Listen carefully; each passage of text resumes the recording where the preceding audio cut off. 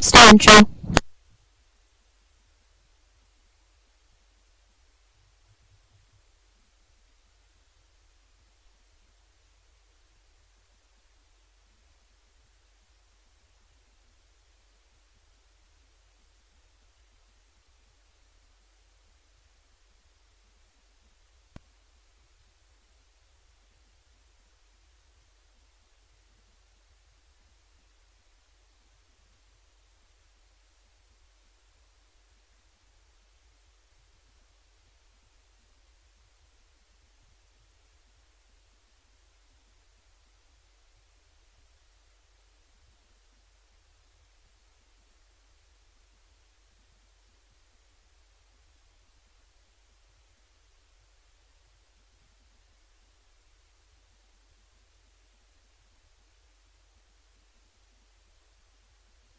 One minute till intro.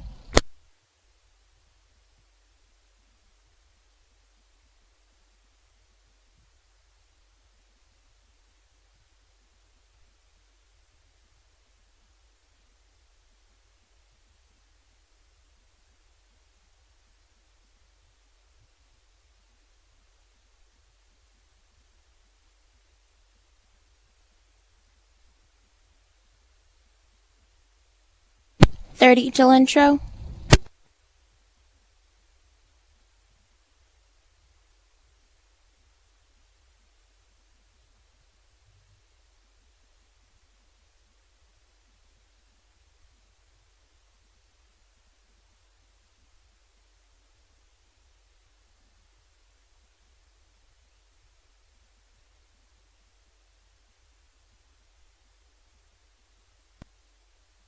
Starting intro now.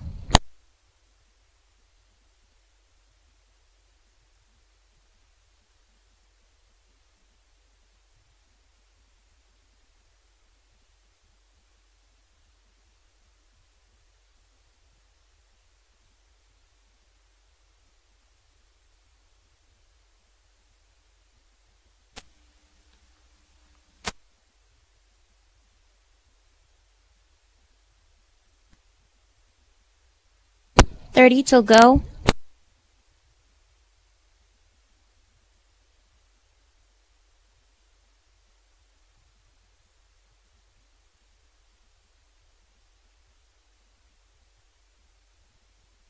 $15.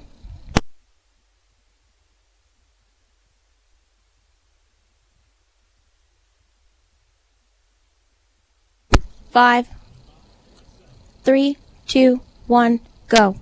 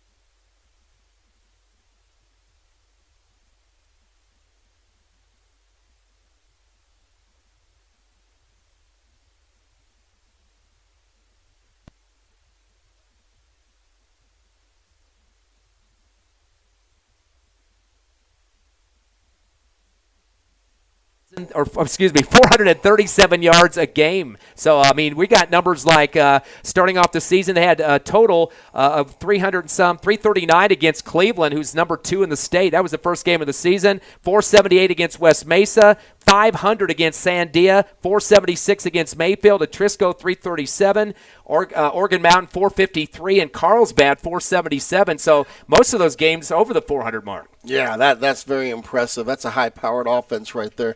I don't think anybody's going to turn their nose up at those numbers. Talking about the Hobbs Eagles offense really quickly, mentioned 1440 in the passing game and 1448 in the rushing game. Let's take a look at the running attack so far this season. A very big battle going on for first at this point. Diego Baeza with 448 yards and 3 touchdowns, and the quarterback Colton Graham right behind him at 445, so just 3 yards separating those two. He's got more touchdowns, though, with 4. So the Baeza-Graham combination, we mentioned the running back by committee situation, but those two guys really helping out the cause. But also, Gianni Royal's seen some time in the backfield. He's got 391 yards on the ground. To be perfectly honest, I really think our X factor tonight's probably going to be Trevino. He is one of those gamers that the bigger the game, the more it seems that he puts into what he does. And I have a feeling tonight just might be his night. Receiving department, of course, Colton Graham throwing the football for 1,415 yards this season. The leader with the receptions, Caden Trevino, the man you just mentioned, 484 yards on 34 catches and 5 receiving touchdowns. So he definitely well ahead of his teammates in terms of yardage and scoring. Other guys stepping up too, including Ethan Van Landingham, 19 catches for 206 yards and a touchdown. Diego Baeza, 14 catches, 193. He's averaging 13.8 a pop. Those are the leaders so far. And again, Corbin Thompson's been back a couple of games. He's at 153. So, again, lots of different pieces of the puzzle in the receiving core. And, as Corbin Thompson gets healthier, I really expect him to contribute more. I mean, he was a big factor in last year's offense, and I think this year is probably going to be a bonus for him once he gets healthy to help us out a little bit more. And it's nice to have some guys that can come out of your backfield, of course. Caden Trevino likes to go in motion quite a bit. You see the backfield Thompson, and, of course, Baeza. Lots of guys give you multiple threats, not just running the ball, but also going out for pass patterns. We're going to take a quick break here in the pregame show. The Hobbs Eagles going to be taking on the Centennial Hawks from the Field of Dreams in Las Cruces. We will take a 2-minute break and come back live with more Hobbs Eagle football on Cool 95.7, HobbsAmerica.com, and YouTube. You're clear. Okay, we're going to go ahead and shut this down and start over. Okay.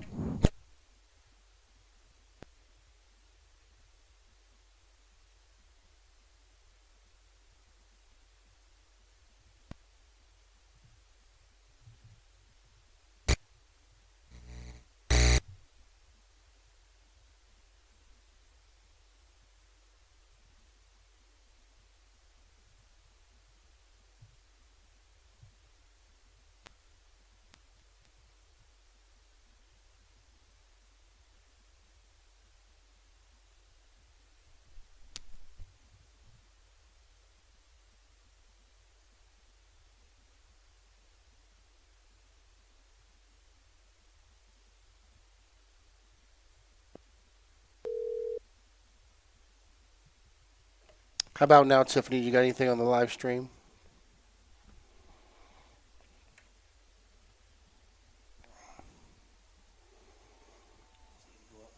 Yeah, I had this assumed.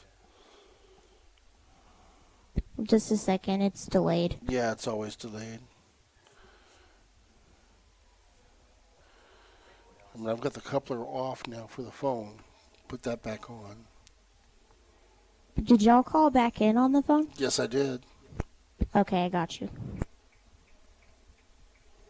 On the phone. Yeah. I don't know. Everything's plugged in just like normal. I don't got you on Hobbs America. Let me check you on YouTube. Okay.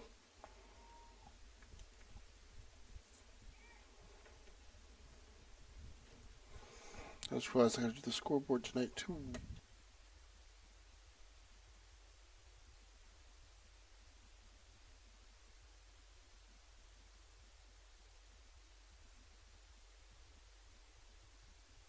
So far, I still got nothing. I do not know what to tell you.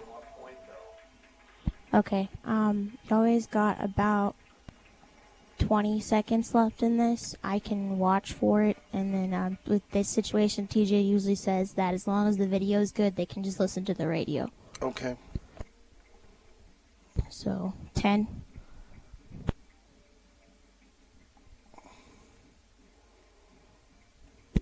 5.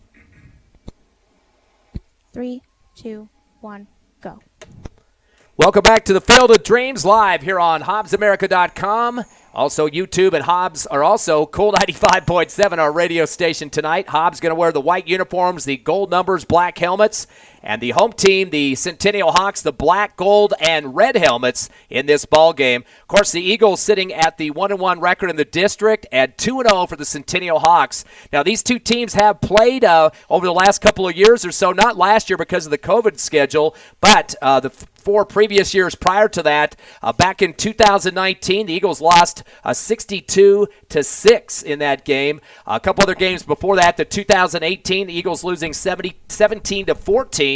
2017, Hobbs getting a win, 54-14, a 40-point victory. Then losing in 2016, 54-41. So lots of wins, big for Centennial. They've been averaging about in the 40 to 50 point range with the scoring that they had in those 4 games. 3 of those were in the district. You know, and just looking down the sidelines, there's a reason that they've got all those big wins. You see a bunch of big bodies out there, and they have an offensive line that's pretty impressive looking from my vantage point. So in terms of this game, the Eagles will return to start the first kickoff of the contest. I should mention that 2019 game a year before last, I said 62-6, 62-20 the final in that one, losing by 42, so definitely don't want to remember that contest. But whole new season going on right now, a couple games left, this one and Carlsbad next week, and they'll finish up at Watson Stadium, so it's a great way to get themselves ready for the playoffs. 12 teams will make it to the playoffs this year in the 6A, and we're getting ready for a kickoff now. It will be Centennial taking care of that and getting about a 10-yard run before he's going to kick it here. It's going to be Seth Chavez. He'll keep it on the ground, though. Rolls to the 27, picked up at the 30, to the 35, near sideline 40, and dragging a few more with him. About a 15-yard return for the Eagles to the near sideline in front of the Centennial bench. And the return man for Hobbs on that one was Omar Argot. And we've seen Argot do some quarterbacking chores. Last week he threw a couple of passes against Oregon Mountain. Yeah, you know, he's a very athletic quarterback, and times that we've seen him, he's ran the ball very well. So the Eagles going to get their offense started in great field position, Coach, at the 41-yard line as we start here at the Field of Dreams. Next to last game of the district schedule. Taking a look at their armbands and get the play calls from the sideline. We mentioned in the pregame, 1,440 in the pass, 1,448 in the rush. Back in shotgun is Graham, waiting for the snap, trips right, 2 receivers left, 2-step drop at the 34, throws into the left flat, it's out of bounds to the near sideline, incomplete. Player for the Centennial Hawks was the one that caught it on the sideline. He got a free gift there, Khalif Arenas. I don't know what position he plays, but made a nice catch there. And I think it was intended for Corbin, but, you know, he didn't get out of his route. He got out there and started blocking. I think he thought it was a different play. Second down and 10 for the Eagles at their own 41-yard line, just underway here in the first quarter. As they get back up on the line of scrimmage. They don't stay in that huddle. It's a hurry-up offense to keep the defense second-guessing. They have 5 on the front line for Centennial. They'll bring up a 6th. Go with the delay handoff up the gut and dragging a pile with him for about 2 yards on the pickup right up the middle. Got a little bit of a gap on that one. The man Diego Baeza for the Eagles. So he'll pick up the 2 yards. Nice to see us go to the ground. Nice little play where you're pulling the guard and tackle. Nice little counter is what they'd call that. I'm sure this is the most balanced offensive team that the Hawks have seen this season. I mean, they've got some impressive wins that they've defeated in the season. Sandia, Mayfield, Oregon Mountain, Carlsbad, they beat 35-0 just 2 weeks ago. Third down and 8 now from the 43. Shotgun. Graham back to pass. Twins left and right. He's going to sail down the middle on the seam route. Overthrows his receiver at the 25-yard line of Centennial. Just about 2 yards past the outstretched hands that time. And definitely trying to go for the long ball, but unfortunately could not come up with the catch.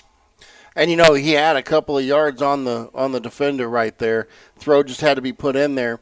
Not a lot of pressure on the quarterback. Line did a good job giving him time. Intended receiver for the Eagles, Hector Armendariz, and that'll bring up a 4th down and 8 for the Eagles at their own 43-yard line. Hobbs 0 for 2 in the passing game and already appearing to have their first punt of the contest. Waiting for the snap. A little bit of a delay now. The punt will be away from about the 34-yard line. It's going to take a bounce at the 22, take an eagle roll for a second, and then it's slapped down at the 18-yard line. So not a bad punt there as making the touch of the ball, Evan Ortega in coverage for the Eagles. And Cerna the one to punt for Hobbs. Well, I think right now we're going to see what we need to see, which is how well our defense adjusts to this humongous Centennial offense. We mentioned they average 437 yards a game. 70%, almost exactly 70% is the rushing game, over 2,000 yards on the ground, and just barely above 1,000 for the passing department. Their quarterback will be stepping up here, and he's definitely a scrambler. You have to watch him very carefully. That's Lopez. Lopez going to hand the football off up the gut across the 20-yard line, stumbling ahead for a couple more to the 25. That'll be a 6-yard pickup as he hands it off to Gutierrez, and Gutierrez definitely has got some speed out there. He had about 3 touchdowns over 40 yards in a game a few weeks ago. That was actually a direct snap to Gutierrez. They used the quarterback as the lead blocker. So an 8-yard pickup on that one. That's actually going to mark it down to 7. So 2nd down and 3 for the Hawks at their own 25-yard line. Their first possession of the ball game. Trips left, waiting for the shotgun. Ian Lopez is going to fire it out to the left flat, screen to the 22, outside of the far left sideline to the 25 to the 27. Looks like going to be short by a couple of yards on that pass play. That brings up a big 3rd down here. You know they're going to run it. They're going to put it on the ground. That's what they like to do. What do we have to stop it right now? So Nathan Laura is the one that makes the catch for the Hawks. He'll get about 2 more. And now it's going to be a short 3rd down and 2 from the 26-yard line on the left hash. Hawks will send 2 to the right side in the receiving core, 1 to the left. As Lopez will be in the shotgun, has Gutierrez on his left shoulder. Eagles have 4 in the box. Fake the pitch left. Lopez going to kind of stutter step up the middle. 30, 35, continues down to the 40 and is slung ahead, but he will get the first down, then some, and that looks about to make it 12 so yards there for the quarterback to move the chains. And, you know, our defense did a good job at the initial point of attack. Everything was covered. He ended up going right up the middle because he had to scramble. That was just kind of a worst-case scenario there because we actually did our job. 40-yard line now for the Hawks. Their first down to the left hash. They get back up quickly to the line of scrimmage. They have 3 receivers on the near sideline to the right and nobody on the left side. Back to the shotgun is Lopez. Taking a time on the call here with 4 on the front for the Eagles again. He's going to take a snap right to himself, heads up the middle, puts his head down, angling left across to the 45-yard line. Another 5 for the quarterback. And again, he's the type of guy that just reads his gaps and decides which direction he needs to go. He started right and then cut back up the middle. Yeah, that's all he was doing. He was looking for that cutback lane, just trying to run for daylight. 2nd down and 5 now from the 45-yard line. Still in Hawks territory. 9:20 left here in the first quarter, and the Hawks will like to run a lot of the plays on the ground with the 70% mark there, so they'll run a lot of clock on their drives. 3 receivers again to the right side, kind of a triangle formation over there, and a shotgun for Lopez. Delay handoff. He's going to give it up, and a stumble. Gutierrez got the handoff and kind of looked like his knee kind of extended out a little bit too much and kind of tried to get his balance back, but he's able to get ahead for about a yard. Yeah, I think the F reached up and grabbed him from the Field of Dreams markers on the field. Nothing touched him. He just went down. That's 1-yard pickup. 8 on the ground for Gutierrez. A 3rd down and 3 now from the 47-yard line. Lopez back in shot, trips right. Another delay, gives it off to Gutierrez, going to the left side hash to the 50, Hobbs territory, the 45, and he'll get a first down. 9 yards for Lopez. And just kind of shoving it into his gut, a little delay action there, and trying to see what he has on that left side. Yeah, and it's a zone read. He's looking at the defensive end, deciding whether he wants to pull the ball or not. Decide to go ahead and just go with the give. Second first down now for the Hawks, now at the Eagle 44-yard line on the left hash. Trips right, no receivers left. They've been going to this formation the last couple of plays now as Lopez waits for that shotgun. Eagles load up 5 in the box, rolling right. Lopez wants to throw the out route, caught at the 39-yard line on the near side to the 30, and that'll be a first down by 14 yards. As coming up with the catch, Laura for his 2nd catch. He's got 2 for 16 now. 3rd first down for Centennial, and they're 2 for 2 in the passing department. Yeah, and Centennial is actually huddling pretty quick. They're doing everything no huddle signal. Not no huddle, but signaling from the side. They're not bringing anybody in with the play. They're actually moving pretty quick here. Laura did get out of bounds to stop the clock as the ball will be placed at the – actually backed it up a little bit to the 32-yard line, so make that a 12-yard reception. 2 catches for 14 now for Laura. Third first down, though. And again, Centennial 2 for 2 in the passing game. Twins left and right. Handoff around the left end to the 30, 25, 20, 15, and pulled down at the 10. Gutierrez gets a first down. He's got 22 on the carry there, and he's dragging people with him. That was one quick back right there. You were talking about the power of dragging people with him. His feet moved very quickly and kind of reminded me of Barry Sanders kind of twisting and turning in there. He found space and just got up the gut. 22 on that play, 30 yards on the ground on 3 carries, 10 a pop for Gutierrez, and the 4th first down. Receivers 1 apiece left and right. Back to the shot goes Lopez. As he keeps Gutierrez on his left shoulder, they pull out of the play call, audible. They're going to reset the count here. Clock to 7:40 left, first quarter, still scoreless, but the Hawks knocking on the door. Rolling left, the quarterback on the keeper around the left hash to the 10, to the 5, puts his head down and picks up one more there for a 5-yard gain for Lopez. His 4th carry now for 31 yards. And that was just another one of those lead plays. You'd call it 27 lead, where you kind of sweep to the outside with a lead blocker from the running back. Quarterback just kind of tucks in there and follows him. Kenyon Singleton, the initial blow there for the Hobbs Eagle defense. Of course, he leads the team in tackles this season as well. Definitely a stalwart when it comes to that linebacking core.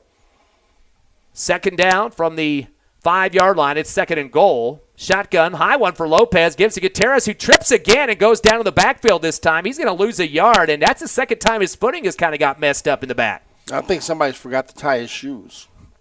His first negative of the game, -1 on that one, as his knees went down quickly back at the 6-yard line. So the first negative run for him, but he does have 4 carries for 29 yards. Again, the Eagles definitely need to get themselves stocked up here to try to stop the first scoring drive of the game for Centennial.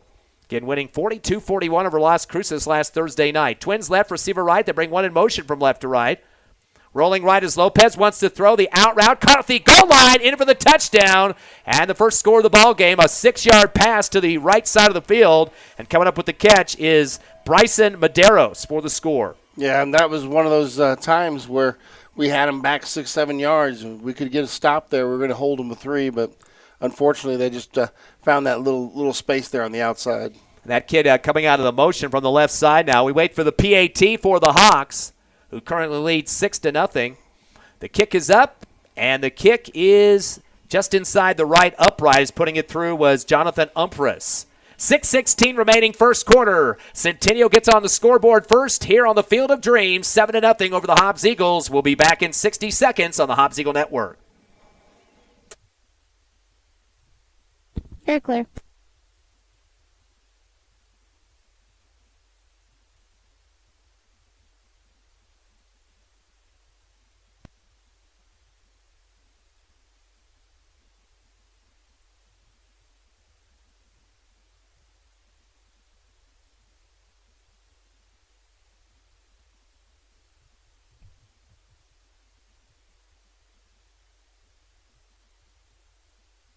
$30.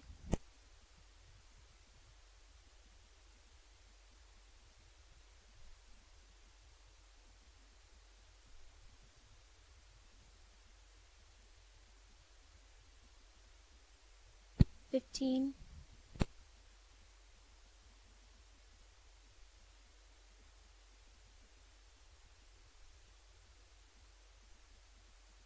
$5, 3, 2, 1. Go. On the kickoff for the Eagles return, they get it from the 30, go to the 35 on the angle left, right in front of the Centennial bench. As a return man for the Eagles on that one for Hobbs, number 15, that's Omar Argot. So Eagles a pretty decent field position on their second possession. In case you're just joining us, Centennial scoring on a 6-yard pass from Lopez to Medeiros on the right corner of the end zone for the first lead of the ball game. It's Hobbs' second possession. They went 4 and out on the first, and they will have the ball at the 37-yard line of their own. I think it's a very big possession right here. We need to be able to show that we can go toe-to-toe. Trips right, receiver left for the Eagles. As getting in shotgun is Graham. They pull out of the play call. Diego Baeza and Graham look over at the sideline as well as the rest of the team. So they get the reset. 4 on the front line for Centennial. There's a blitz coming on the right side. Rolling right. Getting some time is Graham. He's flushed out to the 30, to the 35, 40. Takes on 2 defenders, puts his head down and gets down hard. as he'll pick up 7 on the carry and just didn't get any receivers open as he tried to float over to the right. One thing I was real impressed with on that play, the offensive line picking up the blitz. They'd show blitz from the left side, but when we checked out of their play, they checked out of theirs and they switched the blitz to the right side, but the offensive line did a great job picking it up. Ball now at the 44, 2nd down and 3 on the right hash. Eagles have 2 carries for 9 yards, nothing in the passing game yet, 0 for 2. Back up on the line with the trips left, 2 receiver right look. Graham by himself in the backfield with a man in reverse. Trevino right to left, coming around the left side of the 45-50, spins, takes another spin at the 45 of the Hawks and gets the first down. And that's what I was talking about in the pregame, is Trevino tends to raise his game in the big games, and he's certainly trying to do that in that play. So Trevino getting 9 on the carry. Needed to get 3. That will be the first down for the Eagles now in Centennial territory at the 44 on the left hash. Again, Trevino definitely has the speed, as you mentioned, Coach, from the backfield and in the receiving core as well. 1st and 10 for the 44. Shotgun for Graham, trips right, receiver left. They pull out of the play and look off to the sideline to reset the call here as Coach Stevens making some signals. 4:58 remaining here in the first quarter as Centennial leads 7-0 on the Field of Dreams. They send out a screen pass to the right side to Baeza. The 45 gets ahead to the 40 and lunges his body across that 40-yard line to get 5 yards on that screen play. I think Coach Stevens saw something on film that let him know that play would be there because they looked very comfortable running it, and that was something they practiced a lot this week. So a 5-yard pickup for Baeza. They'll mark it at the 39-yard line of the Hawks on the right side near the Hobbs Eagle bench. They've only got 5 guys up on the sideline there watching the action. The whole defense talking to their coaching staff back near the stands at this point. Eagles going to shift 2 linemen and receivers over to the left side. Actually, both of those were receivers and make it a trips left, receiver right. Go with the little flip to the right, coming around the end, right side. Trevino to the 35, tries to get out to the first down marker, and we'll see if he's going to get it. He gets at least 5. We'll see if he gets 6 to get that first down. Yeah, they're marking him on the first down. He made a little dance around the post right there. Nice little job there running. So 6 yards for Trevino. That'll be the second first down for the Eagles. Trevino now 2 for 15 in the running game, coming out of the doing a good job of motioning. That really gets him into his play action around the ends there. So Hobbs now at the 34-yard line with 3:45, and boy, that clock has just been eaten up by that that Centennial offensive drive. Moving quickly. Trips left, receiver right, shotgun. Graham's waiting for the snap. Delay handoff to Baeza. Took too long to let go, but it comes popping out of his arms, and the ball is loose. We'll see if Centennial recovers. They're pointing the other direction. It looks like they've recovered at the last second and knocked the ball out and get the recovery was Ethan Estrada, and that was a long delay on the handoff, enough time for those Hawks helmets to get in there and cough that ball out. Yeah, at that point he was stood up, and he needed to go down at that point, but he was trying to fight for that extra yard, and they were able to get the helmet on the pelota. So unfortunately, the first turnover of the ball game, a fumble given over to the Centennial Hawks as the Eagles were driving the football on their second drive of the contest. And now a 1st and 10 for the Hawks at their own 36-yard line. They got Lopez in the backfield on the shotgun, bring him out in motion left to right, gets the handoff, stretching it out to the near sideline is Nathan Laura as he runs it out of bounds. And he has a big straddle on his back as well as the Eagles came out there to make a stop for Hobbs. That was Jordan Chisholm, the free safety. That will be a 1-yard pickup, though, for Nathan Laura. And that's what I talk about, stringing it out. The defensive end didn't get upfield. He strung it out, allowed other people to rally to the ball, make the play right at the line of scrimmage. 2nd down and 9 now from the 38 on the right hash. Laura has already had 2 catches for 14 yards. That was his first rush. Underneath the center for a second, then backing up, the quarterback Lopez gets the shotgun. Throws a little curl route on the 44-yard line, breaks a tackle, gets across the 45, and that'll be a 7-yard pickup on that far left sideline. As making the snag for Centennial was Isaiah Abeda. He's their leading receiver on the season. And, we're forcing another 3rd down here, but all the 3rd downs we're forcing are 3rd and shorts, and that allows them to use anything in their repertoire, so we're still kind of on our heels. Hawks are 4 for 4 in the passing game for 27 yards. It's a 3rd and 1 now for the Hawks at their own 46-yard line. Twins right, receiver left. 4 in the box for the Eagle defense. Delay handoff. Gutierrez stutter steps, tries to spin, and is dropped right at the line of scrimmage. This will be close, and I think they might just barely give it to him. Going to give him 2 yards on the carry. Yeah, it was actually a good job by the defense. Linebackers didn't quite get there soon enough to prevent it from being a first down, but certainly a defensive win, only giving up 2 yards. And making sure it didn't get any further was Blake Hensley, the defensive end for the Eagles. So he'll pick up this tackle on that one. It'll be a first down for the Hawks at their own 48-yard line. Twins right, receiver left. Back to shotgun is Lopez with Gutierrez. Fakes a handoff, throws a little slant pass to the 45 of the Eagles and completes it, and diving ahead close to the first down marker up the middle of the field that time. It's going to either be 9 or 10 yards on the play. Reception for Bryson Medeiros, his second catch. And, that was just a nice little throw and catch across the middle. It was a slant, and he just kind of parked in between the safeties as he caught the ball. Perfect 5 for 5 in the passing game. Give him 10 on that one, 16 yards on 2 catches for Medeiros. And 6 first downs now for the Hawks now in the Eagle territory at the 43. They lead 7-0 over the Eagles, 2 minutes and ticking here in the first quarter. Twins right, receiver left for Lopez.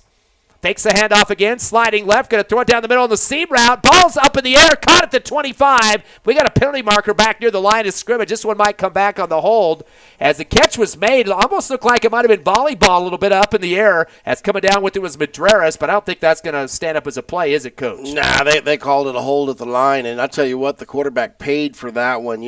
Lopez was trying to stay in there, but the linebacker blitz got to him as he released it. Hold ends up negating the play, but he's probably had a little bruised up after that hit. And you wonder why the offensive line for the Hawks were holding at that point. The ball had been thrown for a couple seconds, and then we got the late flag there, so they could have just let their hands go up in the air. Pass would have been received for a first down, but it's coming back for 10. First penalty of the ball game, as they'll back up the Hawks to their 47-yard line and bring up a first down and 20 now. 1:35. Boy, this clock almost expired here in the first quarter. Trips right, no receivers on the left as Lopez waits for the shotgun.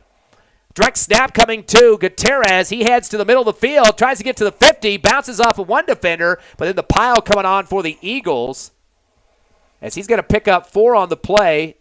And from underneath the pile for Hobbs on the defense, Jayoni Royal. And we mentioned Jayoni Royal, definitely a guy was getting in there last week against Oregon Mountain here on this same field. Yeah, a plethora of defenders got there. It was a good job by the Hobbs defense. They filled holes pretty quickly. So they're going to give him, it appears to be 3 yards on that one, and brings up a second down and 17. And there'll be a timeout on the field for Centennial. So burning a timeout with 54 seconds left in the first quarter. I guess they definitely want to discuss what the defense is giving them. We'll take a quick 30-second break. It's Centennial 7, your Hobbs Eagles nothing. Come back with us in half a minute on the Hobbs Eagle Network. You're clear.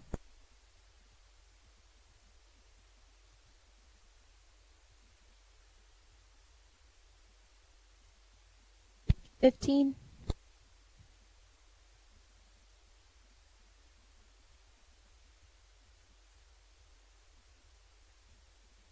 $5, 3, 2, 1, go. Welcome back to the Field of Dreams, and here's Ty Friend. After the Hawks timeout, Centennial comes back up, facing a second down and 17 at the 50-yard line. 54 seconds left in the first quarter. Again, the first score of the game for Centennial, coming on their first drive of the action, a pass to Medeiros for 6 yards from Ian Lopez. Sounds like a chance for a trick play if they had to talk it over. Single receivers, 1 on each side, waiting for the shotgun. Lopez, delay handoff to Gutierrez at the last second on the draw. He comes across the 50-yard line, but only gets 1 yard on the pickup, so they're going to have a long third down to deal with here pretty shortly. As stepping up for the Eagles was Kenyon Singleton, the linebacker. And on that one, the defensive line got a little bit of upfield, but when they broke off, when they saw it was a draw, and they just kind of jumped on the back there. Good job by the Hobbs defense. Going to give him about a drag of 2 yards on that carry. Gutierrez so far was 7 rushes. His long was 22, and he's got a total of 36 yards on the ground.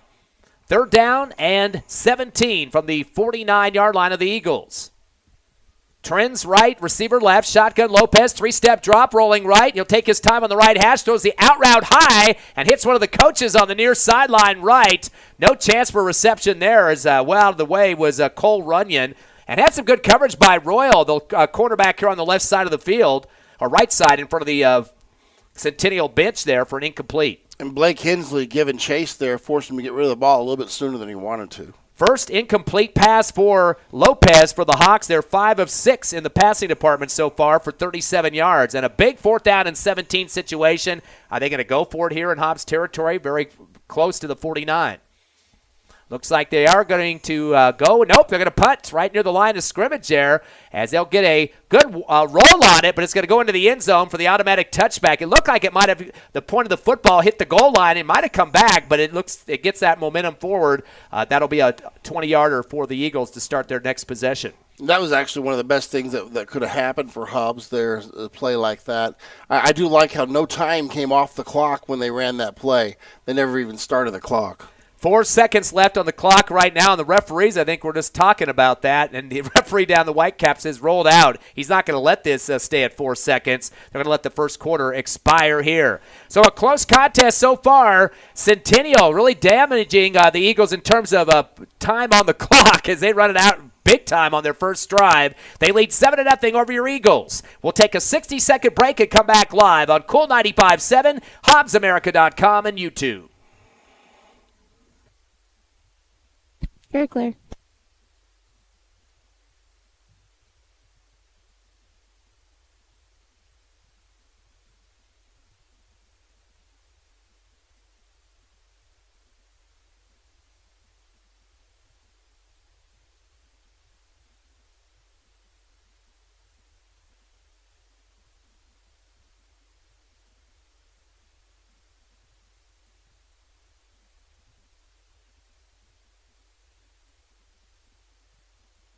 $30.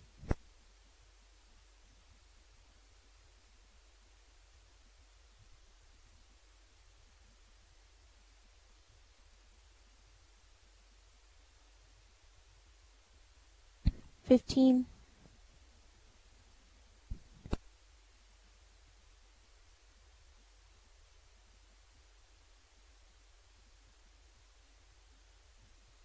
$5, 3, 2, 1, go. Eagles football, 1st and 10. They got the seam route down the right side of the field. Caught at the 40 for the Eagles, and that's a major gain for Hobbs. It'll be at least, let's see, we got about 55 or so here as the game or the play started from the 20 and finishes up at the, 32-yard line. Great job by Caden Trevino jumping up there, grabbing it, and making sure that he kept his balance and kept the run going. 48 yards on the catch there for the Eagles, who are now 2 of 4 in the passing game for 53.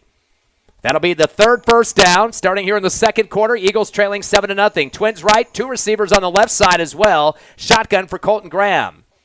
He looks back at the Whitecap official for some reason, says, can we run the play? And he says yes. Head off to Baeza coming up the middle, zigzagging around to the 30, 25, and close to another first down. Forward progress might have got him 9 on that one. I like how they came back to Baeza. You want to build that confidence back up after you lost that fumble. Give it back to him and let him make up for it. Hey, they're giving him 10 on that one. That'll move the chains for the Eagles. Their 4th first down quickly on the offense to the 22. Shotgun low. Back to passes Graham. He'll fire the out route and overthrows his receiver by about 2 yards above his head and about 50 yards off to the left there. You could tell after that left his hand that it was going to sail far off. And I think the biggest thing there, he was trying to put it where his receiver was the only one that had a chance to catch it. And the intended receiver for Hobbs on that one was Corbin Thompson, one of the left receivers. Hobbs now 2 for 5 in the passing game. This time they'll delay a little bit, get the play call from the sideline, brings up a 2nd down and 10 from the Hawk 22-yard line. Little delay here. They're going to take as much time as they want there on the field. I don't see any field clocks being used tonight either. Do you, Coach, on the behind the end zones? I don't see. I have not seen it either. Shotgun and a pass in the left flat to screen to Baeza. He gets his ankle swept out from the side, and he'll go down. I'm not sure if the knee will be at the line of scrimmage or behind it. Did catch the pass, but knee's going to go down a few yards back, unfortunately. That'll be a 3-yard loss on the screen play. And just like that, we move it all the way up the field, and now we've stalled. We've got to find some little magic here on 3rd and about 13. Baez has made 2 receptions now, total of 2 yards after falling behind the line of scrimmage. 3rd down and 13 now at the 25 of the Hawks. Shotgun on the left hash. Real hard count here. Now stop and reset the play call as the team looks to the sideline on the left. Graham is still waiting for that shotgun. 3-step drop back of the 34. Lets it sail down the middle of the seam route near the goal line. Picked off. Going into the end zone, then bringing it out for the Hawks. Coming up to the 20-yard line for the return after the INT. And the guy that picks it off for the Hawks is Cole Runyon. So the Eagles on their second scoring drive first ended in a fumble. And this one, now an interception on a turnover. Turnovers put the strain on the defense to try to keep them stopped. You know, it's giving them the extra possessions and not coming away with points makes it very difficult for your defense. So the Hobbs defense will have to come back out now as the ball's they're going to mark it at the 19-yard line of the Hawks on the right hash. As they lead 7-0 with 10:27 left in the second quarter. Double slot look for Centennial, shotgun for Lopez. He'll give it off to Gutierrez up the gut, extends it through the line, breaks a tackle, 25-30, and down at the 34. Boy, he keeps extending his run that time, pumping the Pistons, and he's going to looks like they'll give him 13. And it had me fooled. I thought they had him stopped at the line of scrimmage. His long has been 22 here in the first half, 13 on that one. Move the chains, the 7th first down for the Hawks. Are quickly with the shotgun from the 33. Gutierrez around the right end to the 35. Extends to the far right sideline in front of the Hobbs Eagle bench and is able to get 3 on that one. Better job right there extending the play out, giving a chance for the linebackers, the safeties, corners to come up and make the play. 51 yards on the ground for Gutierrez so far on 9 carries. So he's definitely doing a yeoman's work there in the backfield. Lopez has 4 carries for 31 yards. Those are the top 2 so far. Lopez, the quarterback. Actually, they give him, looks like, 3 on the play on that last rush. 2nd down and 7 now from the 35. Shotgun to Lopez. Flat foots out a pass to the left out route to the 40-yard line. That'll be a 4-yard catch there for the receiver for Centennial, Isaiah Abeda. And a nice little out route. Catches it, tries to double it back. Good job on the defense, prevent it from going further. And again, that's Jayoni Royal playing that cornerback position for the Eagles. This time on the right side of the field. Centennial going from right to left on the radio dial. 3rd down and 2. A long 2 now for the Hawks at their own 41-yard line. They lead 7-0. Receivers 1 left, 1 right. As Lopez waits for the shotgun with Gutierrez, we got the right side of the Eagle defense jumping across the line and getting a head start for Hobbs, unfortunately, Seth Rodriguez and Jesus Maganda, and that will be a 5-yard penalty. Yeah, you can't give them a free first down, but we just did. First penalty against the Eagles, and that will be first down number 8. That one a gift to Centennial. And boy, Coach Stevens is going to bring off 3 defenders quickly on that one on the sub right after that play. Receiver left and right. Lopez back at shotgun at the 41. Has Gutierrez on his left shoulder. Give it off to Gutierrez. Gets bouncing into one of his blockers that time, then goes back towards the left hash, and he'll get up ahead for 4 yards. And that's a good thing about a back. I mean, you don't just give up the minute you bump into somebody. You keep moving down the field like a pinball. Yeah, well, actually, you kept them legs pumping. That was the biggest thing is that, you know, he didn't have contact. He was just kind of stuck behind his line. He just bellies up on him, get those legs pumping. Now you got 2-on-1 as he's trying to push that lineman forward. They give him an extra yard, too, to the 49 of the Eagles on the left hash. So a 2nd down and 5 now for the Hawks in Eagle territory. Hobbs has 5 on the front line. They add 1. Receiver left and right for the Hawks.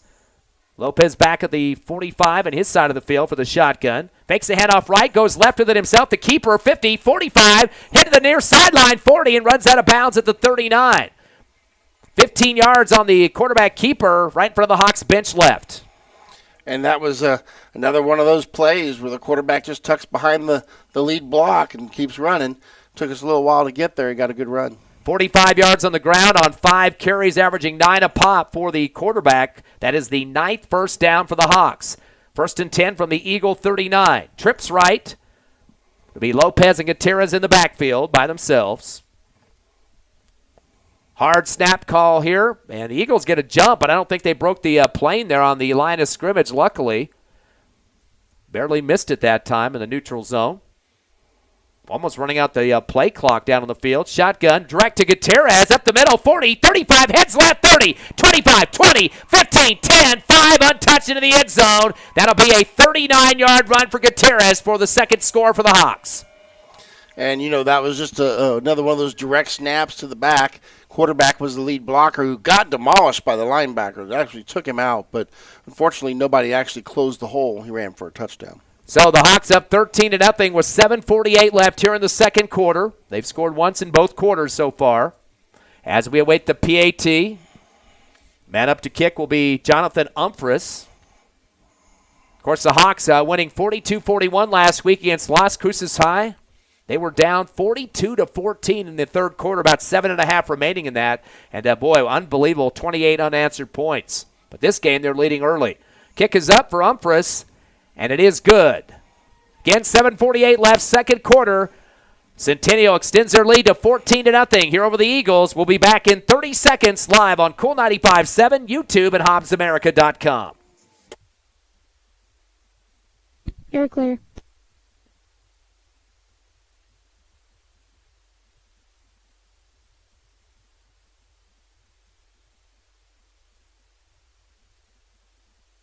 $15.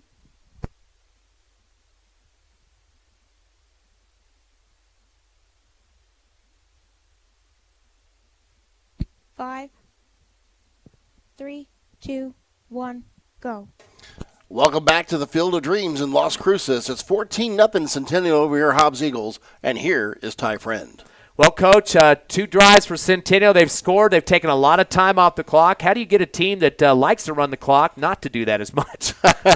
You stop them. They don't have the ball in their hands. They can't run the clock. And, of course, 2 turnovers don't help the Hobbs Eagles cause, No, do they? not at all. Turnovers, 2 turnovers in the first half. Direct results, 14-0. And both of those heading to the red zone for Hobbs, too, trying to score against this squad. Ball bounces off an Eagle at the 25. We have a late flag. Yeah, false start. Boy, the refs took a little bit of time there to get the play stopped. That ball, usually you don't want it to sail down that long, but luckily for the Eagles, that could have almost been a turnover as it bounced right off the chest plate there of the return man for Hobbs, and he did get a piece of it to get it down, Omar Argott, but they had to reset the play, a 5-yard penalty re-kick. You lost me on that one because I figured it'd be an offsides and that you could choose to play or not. No, they call it dead here? It's a dead ball. Okay, Yeah, I learned something new. The reason they stop it is they don't want anybody getting injured, especially if it's a shorter kick and then somebody gets plowed. They think they don't know what's going on, and they stand straight up and get smashed, so they go ahead and stop the play at the line. So back up to 35, a 5-yard penalty against the Centennial Hawks, and re-kicking now for the squad is Omar Taronis. And he'll keep it on the ground again, takes a couple of bounces, and knocks off an Eagle knee back to the 35-yard line, picked up and returned, and trying to spin around and trying to get away from the tackles that time. And he had about 3 guys hanging on his back and able to pick it up and get ahead for Hobbs. And that was Ethan Van Landingham. Now, that was off the ricochet. He was able to get that after his teammate bounced off the knee. But luckily, Hobbs does not have their 3rd turnover of the contest. Well, we've seen 3 kicks like that. I think I'd put Caden Trevino where he's going to be the next one catching it. That one was to the left side of the field. Hobbs, though, in not very bad field position at the 37-yard line. That's been about their average so far on their first 3 possessions. So 1st and 10 from there. Eagles down 14-0 to Centennial. 7:40 left, second quarter. Eagles will load up 3 receivers right, make it 2, and 2 on the left side. Waiting for the shotgun. Graham. He'll take it himself around the left end of the 40-yard line, angling to the left across the hash. And looks like he handed it off at the last second there. First he kept it, and then he moved it out to Diego Baeza. And that's going to be close to looks like almost 6 yards. They can make it 5.5 for Baeza. That's his 3rd carry for 15 yards. 4th carry. Back to pass. Graham out of the shotgun. Throws the out route. Caught at the 50. Jab step to the far sideline, 45 and out of bounds, and that will be going to be about 12, 14 yards, make it 12 as he stepped out. Ran a little curl there on the outside. Van Landingham knew the ball was going to be thrown to the outside. Van Landingham never stopped his route. He went straight for the safety and just murdered him out there. Almost broke Van Landingham for a touchdown. So a 1st down pickup, 5th first down for the Eagles. They're 4 of 8 in the passing game. They'll be at the Hawks 40-yard line. Ball's going to be taken around the left end for Graham after a fake handoff to the 40 and slammed down hard. He's piled up on top of pile driver action there after a 5-yard pickup on that far left sideline in front of the Hobbs Eagle bench. So Graham has his 2nd carry now for 12 total, averaging 6 a rush. Now at the Colt 30, or make it the Hawk 39-yard line. Hobbs showing that they can move the ball. If we can just hold on to it and keep this momentum going, we need to get 7 here. Gives 6 yards to Graham on that one. 2nd down and 4 for the Eagles at the 39. 2 receivers right, 1 to the left. Graham in shotgun. Fakes the pass, takes it himself, tucks up to the left hash to the 40, trying to drag a pile, but he's brought down at the 39, and maybe forward progress gets him a yard on that one. I'm not certain that was supposed to be fakes a pass. I think that he was going to make a pass, but he saw that safety coming hard, and that would have been a pick 6 if he'd let go of it. I think he made a wise decision, just tucked and got what he could. Yeah, he went left. Baeza went on a screen, kind of a bubble screen out to the right side, and not much time to throw that football. Like you said, he just decided to go with it. So 3rd down and about 3 yards for the Eagles, a long 2 actually, from the 37 of the Hawks on the left hash. 5:50 left in the half, 14-0 Centennial. Twins left and right, shotgun. Angle run from left to right. Baeza puts on the brakes and tries to cut it back to the middle. Helmet comes flying off, and a flag halfway through the run that time. He would not have gotten the 1st down, I don't think. Maybe about a yard shy, but there is a flag late. Looks like possibly a legal block for the Eagles. Yeah, that may have been a hold on the outside. It was. He needed to get to the 35, got to about the 36, and that's still going to be a 10-yard penalty marked off against the Eagles. That's their 2nd penalty for 20 yards total, and will negate the run there for Baeza. Actually, Centennial could also say no to that penalty. It would be a 4th down and short, but I don't think you would be smart to do that as Hobbs is moving the football now. Nah, yeah, they're going to take the yards here and force us a 3rd and long situation. In fact, there's only been 3 penalties so far in the first half, 2 for 20 for Hobbs, 1 for 5 for Centennial. So this is going to make it a little bit more interesting. A 3rd down and 12 for Hobbs now at the Centennial 47-yard line near the right hash. Clock will continue to run with 5:35 remaining here in the 2nd. Still Centennial up by 2 touchdowns. Hobbs will send the pair of receivers on both sides. 3 in the box for the Hawks as they'll back some guys up and pass prevent. Shotgun for Graham, 3-step drop. He'll fire on the out route to the 40, far left sideline to the 35, and hurdling a couple more defenders to the 30, and that'll be a 1st down pickup plus for a 20-yard gain. And that's a nice little throw and catch. Caught him running the drag right across the front of the line and caught it on the run. Actually able to do something with it was Trevino. Yeah, it's Trevino's 2nd catch for 68 yards now. Eagles are now 5 of 9 in the passing game. That'll be their 6th first down. They have it now at the 29 of the Hawks. Twins left and right. Eagles looking to the sideline for the play call.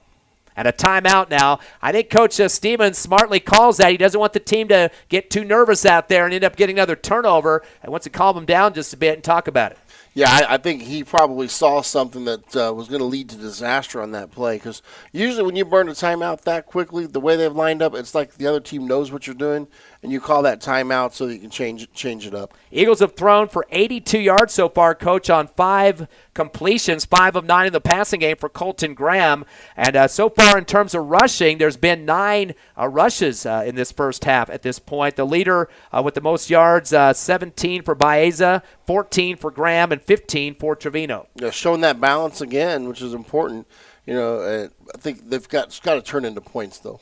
The difference in the game, too, the turnovers, an interception, a fumble on their first 2 drives. Especially when we come all the way down, we're about to score, and we turn it over. So after the timeout, Eagles now with a 1st and 10 from the Hawks' 29-yard line. They trail 14-0. They'll send the 2 receiver pairs, both sides. Shotgun for Graham. He'll be along with Baez in the backfield. Takes the snap, 2-step drop. Pump fake. He's got to get flushed out to the right. Tucks it, goes to 35. Another pump fake. It is brought down in the backfield. It might be a horse collar tackle from behind. He'll go down for a 4-yard loss, but this could turn into a 15-yard penalty. And pulling his shirt from behind was Cole Runyon, the guy that picked him off on the last series. Yeah, I think he wrapped him around and got him in the face mask at the same time. We'll see what they got on this one. Personal foul, face mask, 15-yarder, going to go against Centennial. That's big right there. I mean, that's almost like the turnovers that, the turnovers are a drive stopper. This is one that keeps the drive going. So that'll be a 15-yard penalty now against the Centennial Hawks. We'll move the chains as well. Give the Eagles another 1st down. 2 penalties for 25 now for Centennial. That is the 7th first down for the Eagles. as they'll have it at the 20, make it the 19-yard line of the Hawks on the right hash. The side judge over there is trying to get the lines crew moving. Shotgun, Gutierrez gets it on the cross pattern as he gets across to the 15-yard line on the rush. And he'll pick up another 5 for the Eagles as they're starting to run some clock here now, Coach. Yeah, they are. And this is the kind of drive you want. You want a sustained drive. You want to keep your defense off the field. You want to eat up yardage, but you certainly want to put 7 on the board. 5 carries for 20 yards now for Baeza. And a 2nd down and 7. Actually, they're going to say his knee went down a little bit short, so he only gets 3 on that one. Another handoff coming up the middle this time, and then going down hard to the ground for about a 4-yard pickup. So the Eagles kind of plugging away now, kind of playing tit for tat against Centennial. Likes to keep it on the ground quite a bit. That time 3 for Baeza. Yeah, 4 yards in a pile of turf. And now a 3rd down and 3 for the Eagles. They're going to give him 4 on that carry. Big play here as they need to get to about the 9.5-yard line. Right now at the 13.5. Shotgun. Fake the handoff, quarterback keeper Graham up the middle, and he just kind of stays straight up and not very much acceleration going on there. He'll get a forward progress of a yard, but not much more than that. That's going to put the Eagles in some desperation here with the 4th down and 2.5 to go. Yeah, he was trying to get behind the pulling guard, but the defensive end stepped in, blew up the pulling guard, and at that point, he just ran into the back of him. He stood up himself, couldn't get anywhere. So trying to get 2.5. They got to get to the 10-yard line. They are going to go for it. Probably a hard snap call here. Twins left and right. Graham takes a step quickly, though. 2-step drop. He's going to fire in left corner of the end zone. And the ball is caught. The defender got his hand up there, but they're going to say it's a good over the shoulder. And the Eagles score from 18 yards out and the touchdown. That was a great play call right there. I don't think anybody expected it to happen. And that is James Moore. Defender got his hand up in the air, and Moore just kind of slipped behind him in the left corner of the end zone and is able to make the catch for the touchdown. Actually, that was Ethan Van Landingham with the score for the Eagles. So 18-yard reception for him. Late guy getting on the field on the PAT for Hobbs. He gets there just in time to fill up the right slot. As we wait for the PAT, Eagles getting their first touchdown of the ball game. Good snap, good hold, kick is up. And the kick is good. Baeza doesn't even look at the post there. He knows that was through. So Hobbs on the scoreboard with 3:02 remaining in the second. We got a fast-moving game here. Eagles up down 14-7. We'll be back in 30 seconds. You're clear.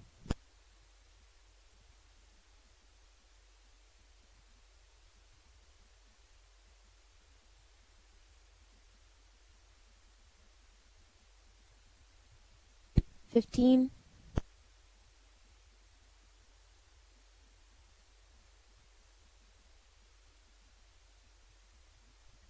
$5, 3, 2, 1, go. Welcome back to the Field of Dreams. Hobbs getting on the board there with a touchdown. Your score is 14. We thought it was 7. We don't know if it's 7 or 6 at this point. They haven't changed the scoreboard. We thought he made it, but Hobbs on the board, and here's Ty Friend. So the Eagles getting the 18-yard pass to Van Landingham to make it 14-6, what the scoreboard says. Hopefully goes to 7 here. 3:02 remaining in the first half, and definitely a touchdown the Eagles needed to get themselves back in this game and to escape from the turnovers they'd have on the first 2 drives. Here comes the kick. It'll be end over end, and it'll head back to the 15-yard line. Brought back. They fake the starburst to the 20, 25, and to the 30-yard line. So they really didn't converge like a normal starburst. The guys looked like they were getting ready to do it, but the return man decided to accelerate instead. That was Daniel Hernandez, and he gets it out to about the 28.5-yard line. So they keep the scoreboard at 6, so I guess they call that no good. It looked like to me it had gone through. I thought it went right through the uprights myself. So 8-point lead for Centennial with 2:56 left in the half, and I guarantee the Hawks want to put something in the end zone to get more of a cushion here, Coach. Yeah, got a score coming in. Eunice at the end of the first quarter. Eunice up 6-0 on Loving. First down and 10 from the 29 for the Hawks. They have receiver left and right. Lopez takes a shotgun. No, direct snap to Gutierrez around the right end. 30, heads to the right hash, and is brought down at the line of scrimmage. Looks like he doesn't get anything on the play unless they give him forward progress. That was probably our best defensive stop on first down that we've had all game.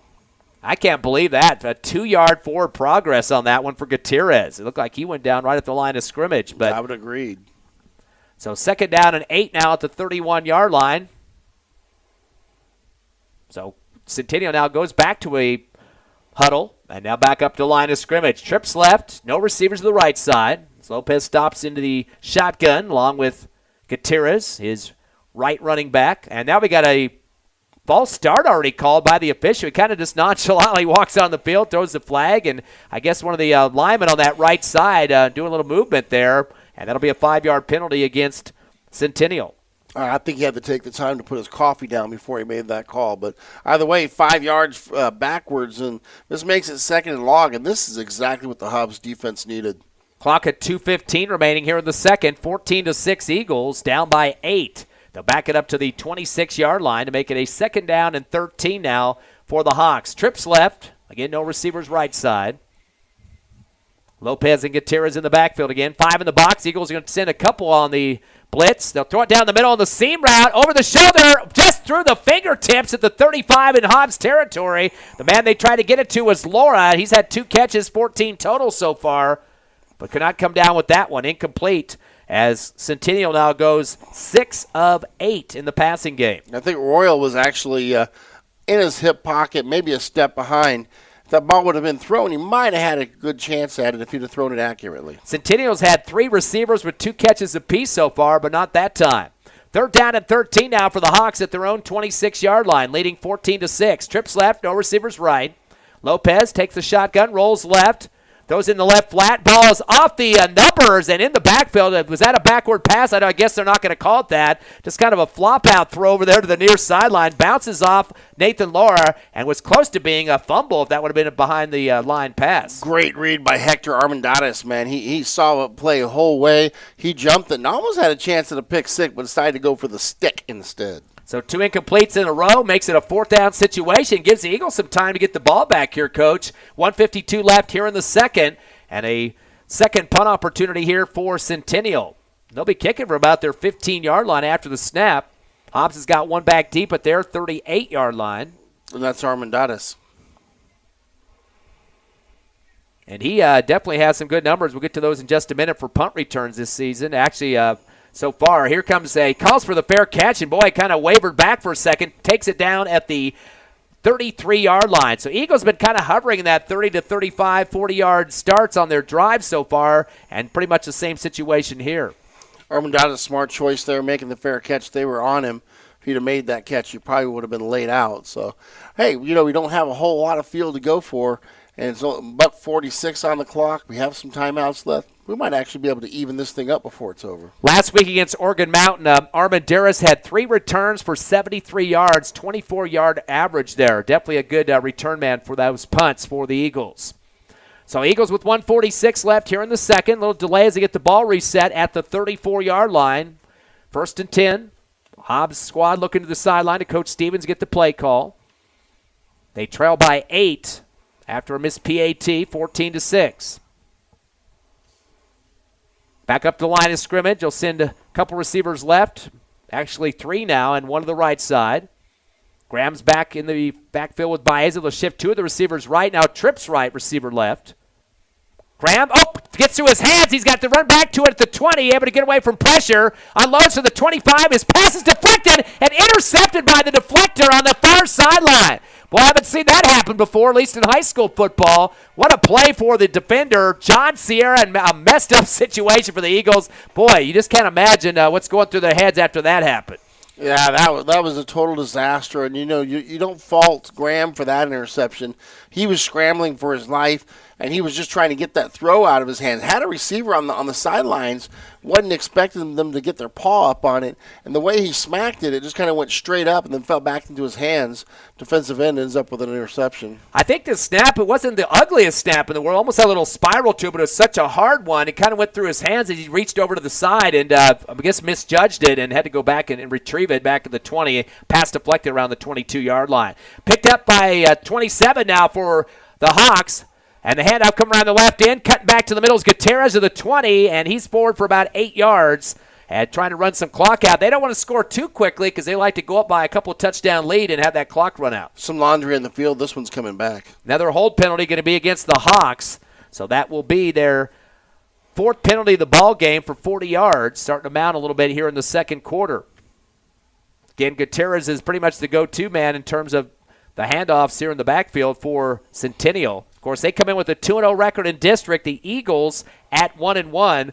Currently, Centennial's ranked fourth in the Max Preps poll. The Eagles at number 8, where they've been kind of staying for quite a few weeks here recently. Pretty much where both the teams have been staying. So a 10-yard penalty will back it up to the 36-yard line. Trips left, no receivers right. As Lopez waits for the shotgun. Clock to 1:20 and ticking here in the second. He keeps it himself, coming around the left end. Around to the 35, 30, near sideline, 25, and runs out of bounds. Actually, it was a direct snap to Gutierrez. And he's going to pick up the penalty yards plus. See where they're going to mark this at. They're trying to get him lined up quickly. The coaches on the sidelines jumping up and down saying, the clock's moving, go, go, go, go. So Gutierrez with 13 on that one. Be a second down and 8 now from the 24. Delay handoff to Gutierrez. Under his bicep to the 20. And he gets flattened there at the 20-yard line as he'll pick up another 5. Clock will continue to run now with 1 minute remaining here in the second. 14-6 Centennial. They need to get 2 for the first down to the 18-yard line. Watch out for the lead here. Clock ticking at 50. Twins right, receiver left. Lopez and Gutierrez in the backfield. Shotgun snap. Fake the handoff. Take it as the quarterback. Lopez around the left end. 20, 15, 10. And is piled out of bounds at the 8-yard line. He'll pick up the first down. They give him 12 on that one, and the chains will move. At this point, you know, they're inside the 10, so they can't get another first down. They're probably going to get 4 shots at the end zone here with their timeout, so 10 we're going to hold. 10 first downs for the Hawks. First and goal from the 9. Hand off to Gutierrez up the gut. 10-5, and drags out a few more to about the 2.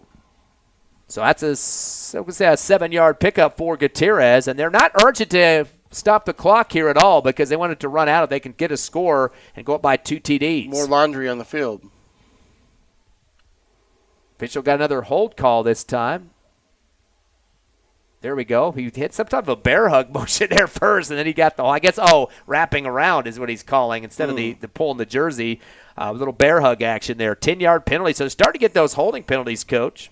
Yeah, that's actually benefiting us. It gives us a way to back them up. And they're going against time here, not down. So it's works in our favor that we gave them 10 yards backwards. 5 penalties for 50 yards now for the Hawks. Clock stop with 28 seconds left in the first half. 14-6 Hawks.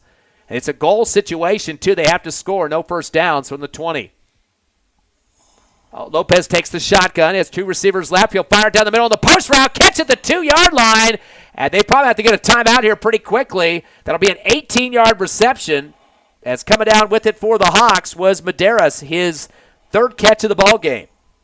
They're not calling timeout. They're lining up quick, trying to get it in. Clock down to 8.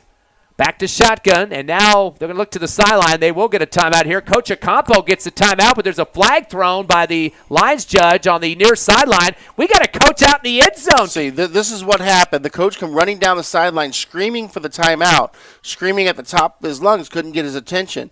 Ran in front of the referee screaming timeout, but swung his hand into the face of the referee when he did it, and that's why he threw the flag. Now, the new COVID rule says your coaching staff can go as far as the 10-yard line, but he was clear to the end zone after that. Or maybe he might have ran after the play. He couldn't slow down. He couldn't hit the brakes after running by the referee. Now, that would be a 15-yard penalty, which would be from the 2, so they back it up to the 17. But maybe they're going to say that I think they might have pulled the flag on that one. They're having a conference right now. They might have just decided, hey, the coach was trying to get the attention here, and maybe it was just a He was, but you can't swing your hand in the face of a referee. Imagine if you would have contacted him. Yeah, I know. It was pretty close.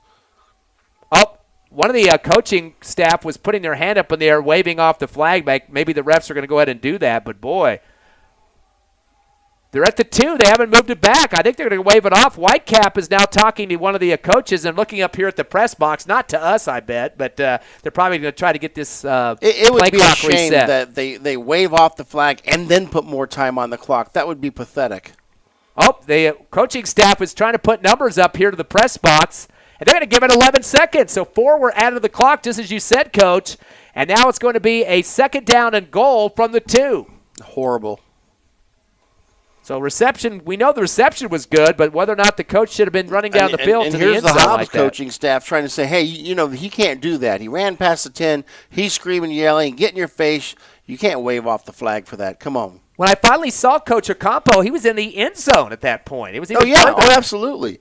And then the whole point is you don't swing your hand in the face of a referee just because he's not hearing you. And just like in basketball, as a coach, you can't run out on the court calling a timeout. By no means. So Coach Stevens out on the field talking to the Whitecap official. Clock stays at 11 seconds, and they're from the 2-yard line. And this is one I guarantee the referees are going to have to take a look at, probably at halftime, maybe our HobbsAmerica.com or YouTube broadcast to see if they should have continued with that call or not. Second and goal from the 2, shotgun. They get the head off to Gutierrez angling right. He's going to go down at the 4. He's going to lose about 2. And 7 seconds on the clock. Looks like Centennial gets a timeout call here. Gutierrez will lose 2 on the play. Yeah. They get the timeout, and we're fired up about everything that's going on right now. That's one thing they didn't want to start to give us a chip on our shoulder.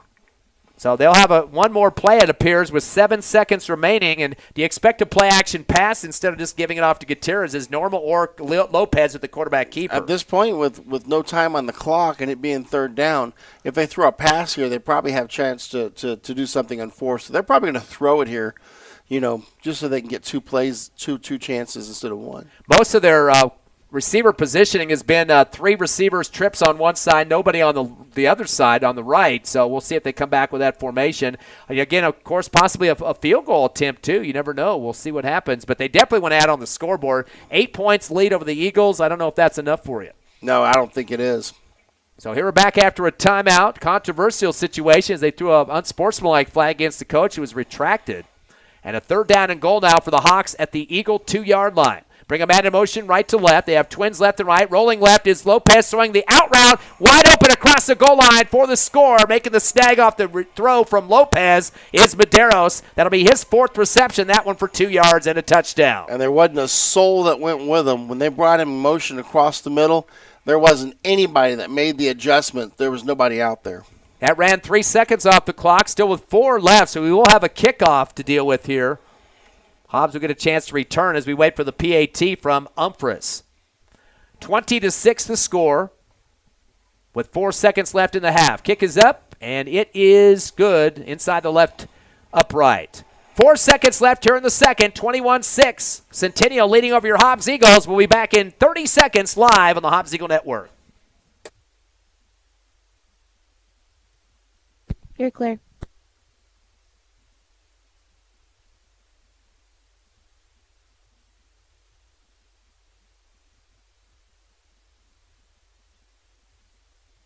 $15.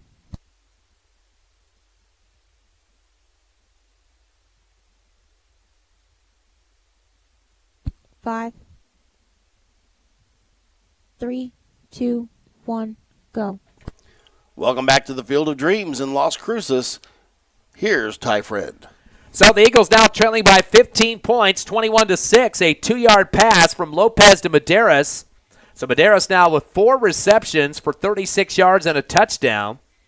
They also scored on a 39-yard run for Gutierrez and a 6-yard pass to Medeiros. In fact, that's his 2nd touchdown. Forgot the first marking there. And Van Landingham, the only score for the Eagles, a 18-yard pass reception. Missed the PAT earlier in the second quarter. Ready for the kickoff now for the Hawks. They'll keep it on the ground, slides through to the 30. Big bounce, picked up at the 25, return to the 30. Across the left to right to the 35, 40, 45, a flag into Centennial territory and backpedaling the 40-yard line. A beautiful return for Caden Trevino, but I think they're going to get a block in the back against the Eagles on the return. Yeah, a lot of flags coming out here lately, except for the one that they threw down there when they waved it off. But, that would have been about a 38-yard return for Trevino, but the flag about at the 40 of the Eagles, and that also is probably going to run out this half as well. They're going to decline the penalty. They call a block in the back, but Hawks don't want to give them another chance to return, so they just decline it, and that will be the first half of action expired. Eagles down by 15, 21-6 to the number 1 team in the district, Centennial. We'll be back in 3 minutes for the halftime show live on Cool 95.7, YouTube, and HobbsAmerica.com. You're clear. You said 3 minutes, right? Yes, ma'am. Okay.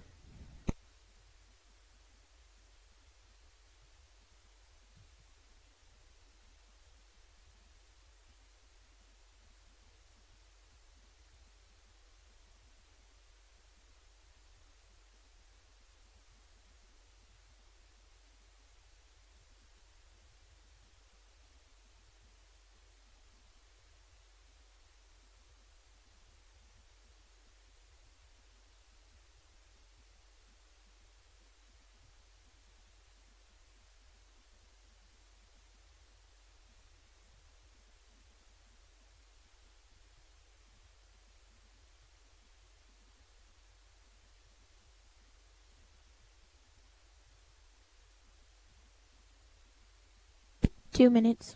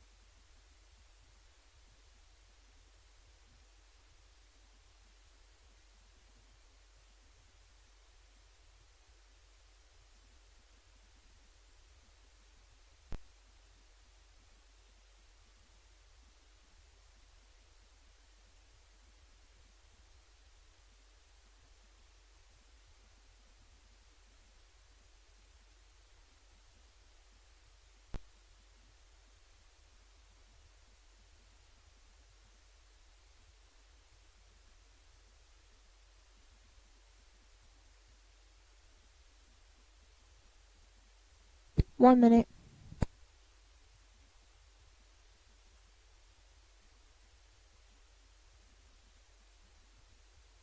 Add one more, please. Okay.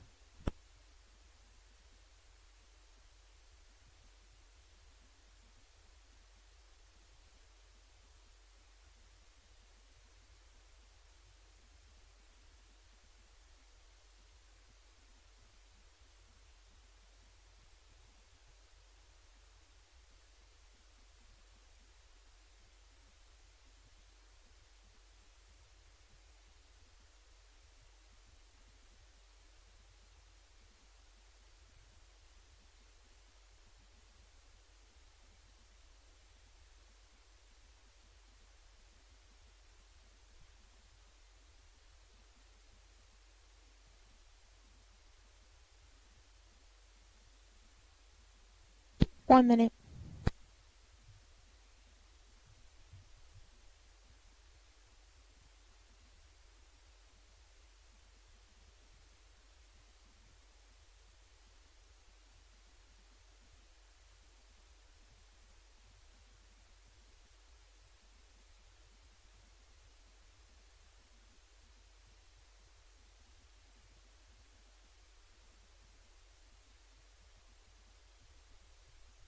$30.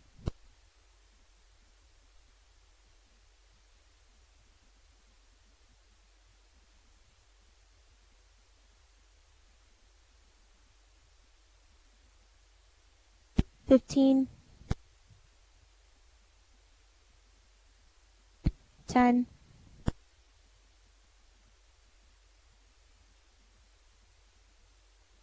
5.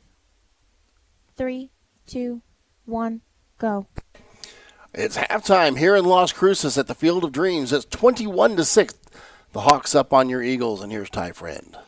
So Hobbs going to have to do a little bit of digging out of a hole, Coach. Again, down by a couple of touchdowns here, the 15-point margin. Let's look at the scoring first of all. In the first quarter, only one getting in the end zone. That was Centennial, a 6-yard pass coming from Lopez to Medeiros at the 6:16 mark of the first quarter. They also had another touchdown for the Hawks in the second at the 7:48 mark. A 39-yard run for Gutierrez made it 14-0. Hobbs got their touchdown pass coming from Colton Graham to Ethan Van Landingham from 18 yards out. They led or trailed 14-6 at the 3:08 mark.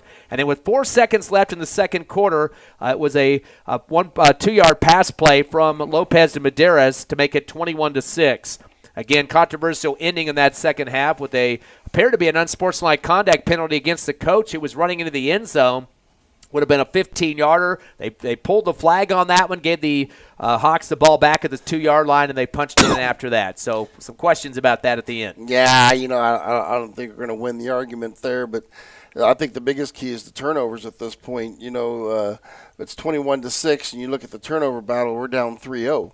I think that's the bigger difference in the game besides that one penalty play. Yeah, 2 interceptions and a fumble for the Eagles so far. Definitely a big difference. And 2 of those turnovers were the first 2 possessions of the ball game for Hobbs. Yeah, and, two turnovers, 14 points, that's a differential right here. Well, let's take a look at the numbers offensively. First for the Hawks, Gutierrez is the leading rusher, 16 carries, 121 yards so far, and a touchdown from 39 yards out. He also has double-digit carries of 22 and a couple of 13-yarders as well. He's definitely their go-to guy in the running game. Ian Lopez, the quarterback, 6 carries for 57 yards. He has 3 double-digit runs, 14, 12, and 12. So those are your top rushers so far. Laura's had 1 carry for 1 yard, so 23 carries, 179 yards in the rushing game. We mentioned that 70% of their offense throughout the other games they've had this season, though, too. I haven't thought that we've really been horrible against them against the run. We've just given them way too many opportunities. They've also converted on 8 of 11 passes in the first half for Lopez. Abeda had 2 catches for 11. Laura, 2 catches for 14. And Medeiros, 4 catches for 36 yards, including 2 touchdown receptions from 6 and 2. He's definitely the guy they look for in the passing game. They've been very efficient, very accurate. A couple of times we did get pressure on them. We showed that we can get them off target, but we haven't got pressure on them as much as we'd like. So once again, 8 of 11 in the passing game for 61 yards. 31 plays so far for Centennial for 240 yards of total offense. They've had to punt twice and have had 5 penalties for 50 yards. A lot of holdings called against this Hawks team in the second quarter. That's kind of funny. We didn't see anything in the first quarter. Nobody made any of these mistakes in the first quarter. And all of a sudden, the flags start coming out.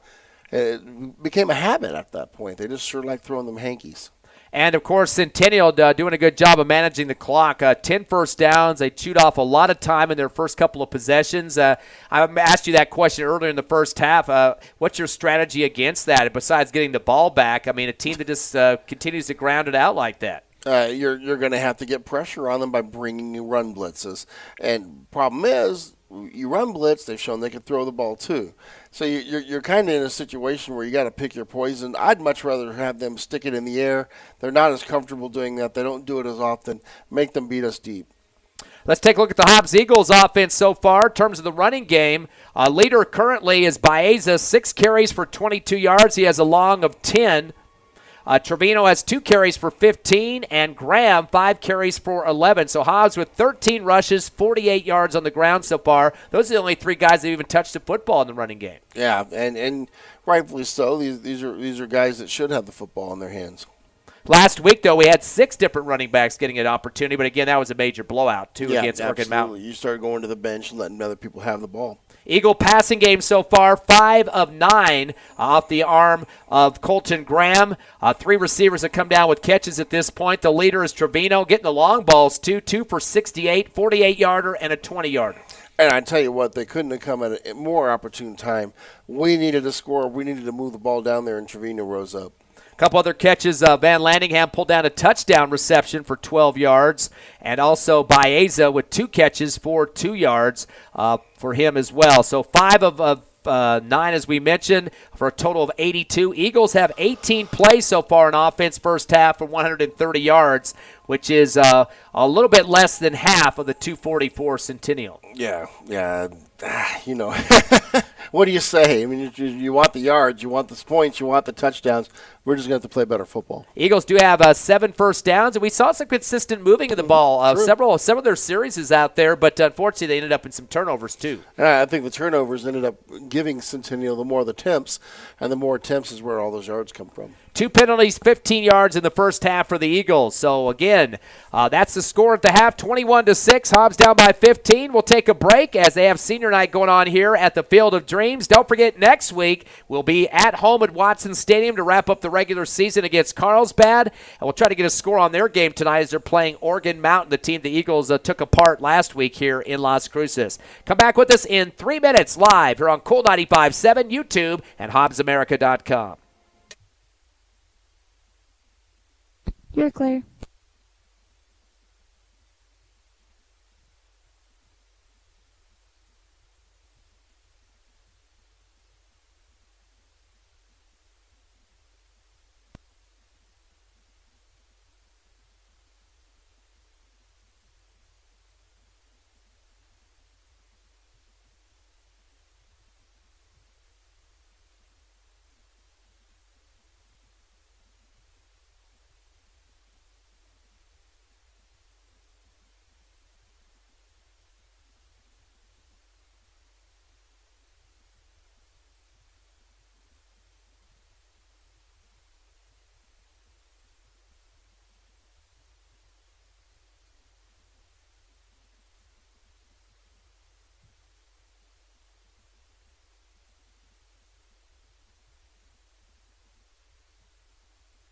Two minutes.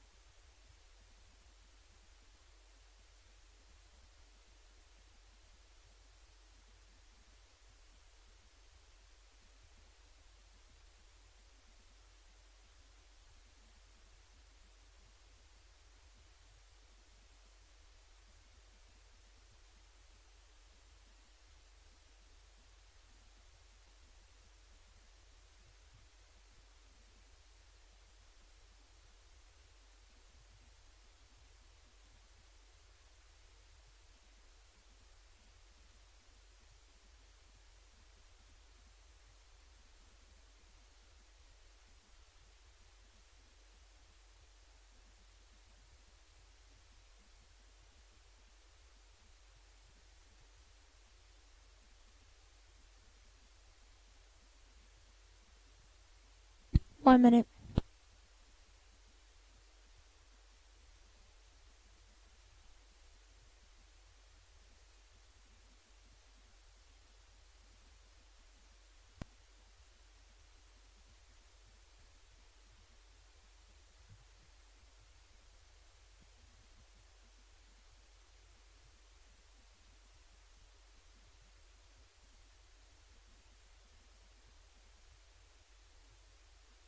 $30.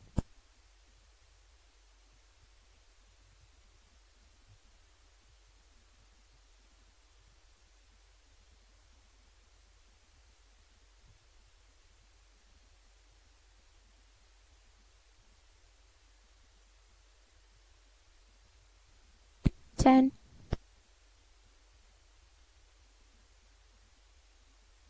5. 3, 2, 1, go. Welcome back to the Mesilla Valley in Las Cruces. We're at the Field of Dreams where Hobbs trails 21-6 to the Centennial Hawks. And here's your play-by-play, the voice of the Hobbs Eagles, Ty Friend.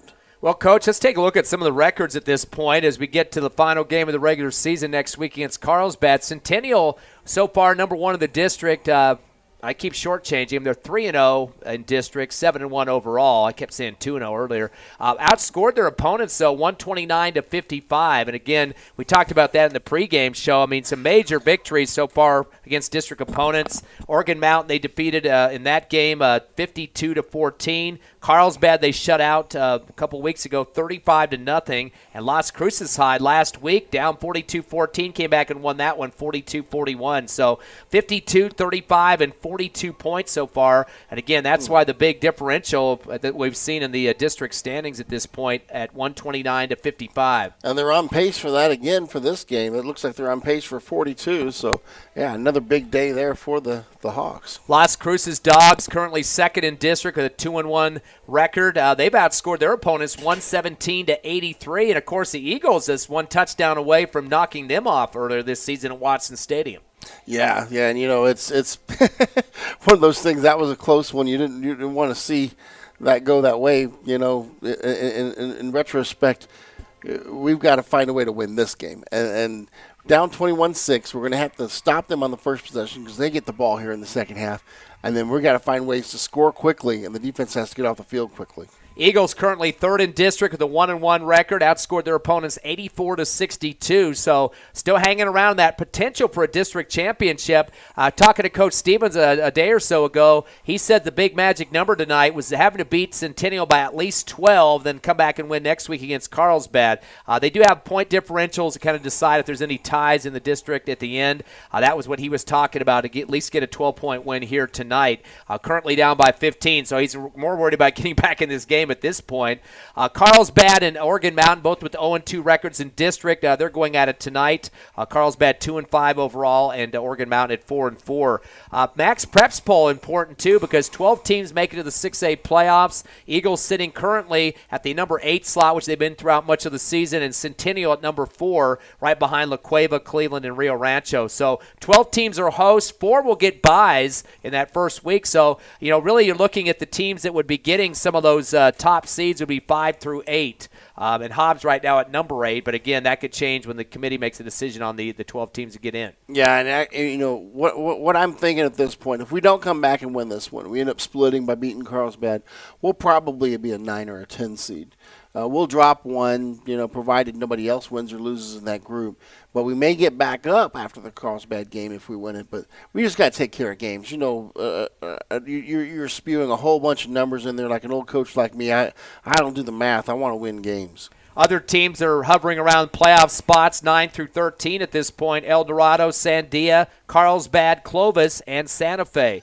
Again, Clovis still not in our district. It's been a few years since that's happened. But Carlsbad still getting nods in the Max Preps poll. They've had a tough schedule, but that's kind of one of those roller coaster teams, it seems like, year after year. You never know what you get with Carlsbad. Yeah, exactly. They beat some tough teams, and then they lose to somebody they shouldn't have. Yeah, they're Dr. Jekyll and Mr. Hyde for sure. So it'll be kind of interesting to see how the bottom half of those seeds will end up. But, again, Hobbs looks in pretty good position with their strength of schedule, who they've played so far. The district is no slouch. That number 8 slot, you would think they'd have a good shot at getting at least a playoff spot, whether it be home or on the road. Yeah, I'm probably going to end up being on the road is the way I'm looking at it. Coach, a team from Lee County we're keeping up with tonight. Lovington currently leads 23-0 over Ruidoso, so that's a big district lead for them. Yeah, that's going to be a good game for them to pick up the win. And we also got a Eunice over Loving score of 33-6 last I checked. Okay, so that's complete taken apart. Eunice is kind of up in the air right now because Jal knocked him off earlier this season, that double overtime victory. Mm-hmm. So Jal number 1 in the state currently in their division. Rightfully so. The Panthers really have things going on all cylinders and a lot of size and speed on that team. Of course, next week we got the Carlsbad game at Watson Stadium, a very important one for Hobbs. Even whether they win or lose tonight, that's kind of pretty much set them in their position for the playoffs. How important is that being a home game for that, though? I think the home games are always welcome, especially this time of year. You want your home games late because you're playing district games at home, and you get that crowd, that 12th man going, and the band cranking it out loud and getting into the game gives the players a lot of support. Coach, we got about 2 minutes before we get going here in the second half. Hobbs trailing 21-6. Be specific with me here. What's the game plan for the second half for the Eagles to get back in this one? I think they're going to probably have to throw the ball a little bit more. They've shown that we can throw the ball, but we are going to have to move the chains, prevent turnovers. And I'm sure that was the biggest thing that got talked about in the locker room is don't give them the ball. And defense is going to have to get 3 and out, so they're going to have to put a lot of pressure on them. So I bet you they're going to bring the house and take some risks. We'll take a quick break, come back live as Eagles trail 21-6 to Centennial. You're listening to the Hobbs Eagle Network, and we're back in 2 minutes.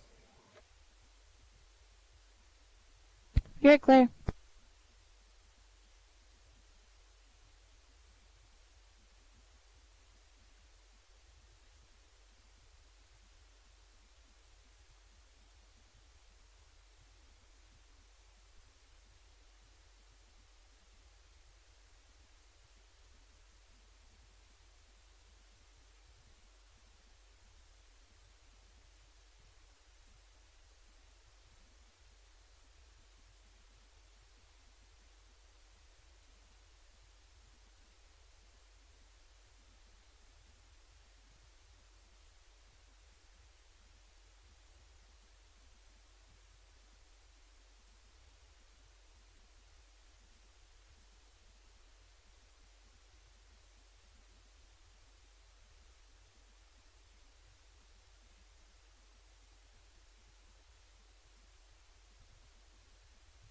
1 minute.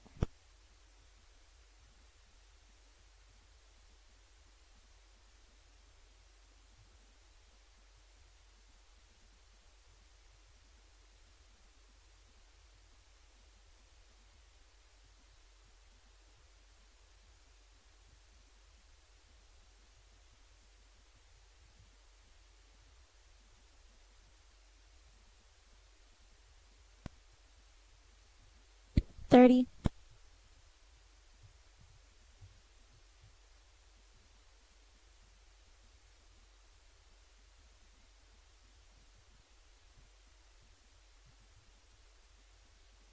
$15.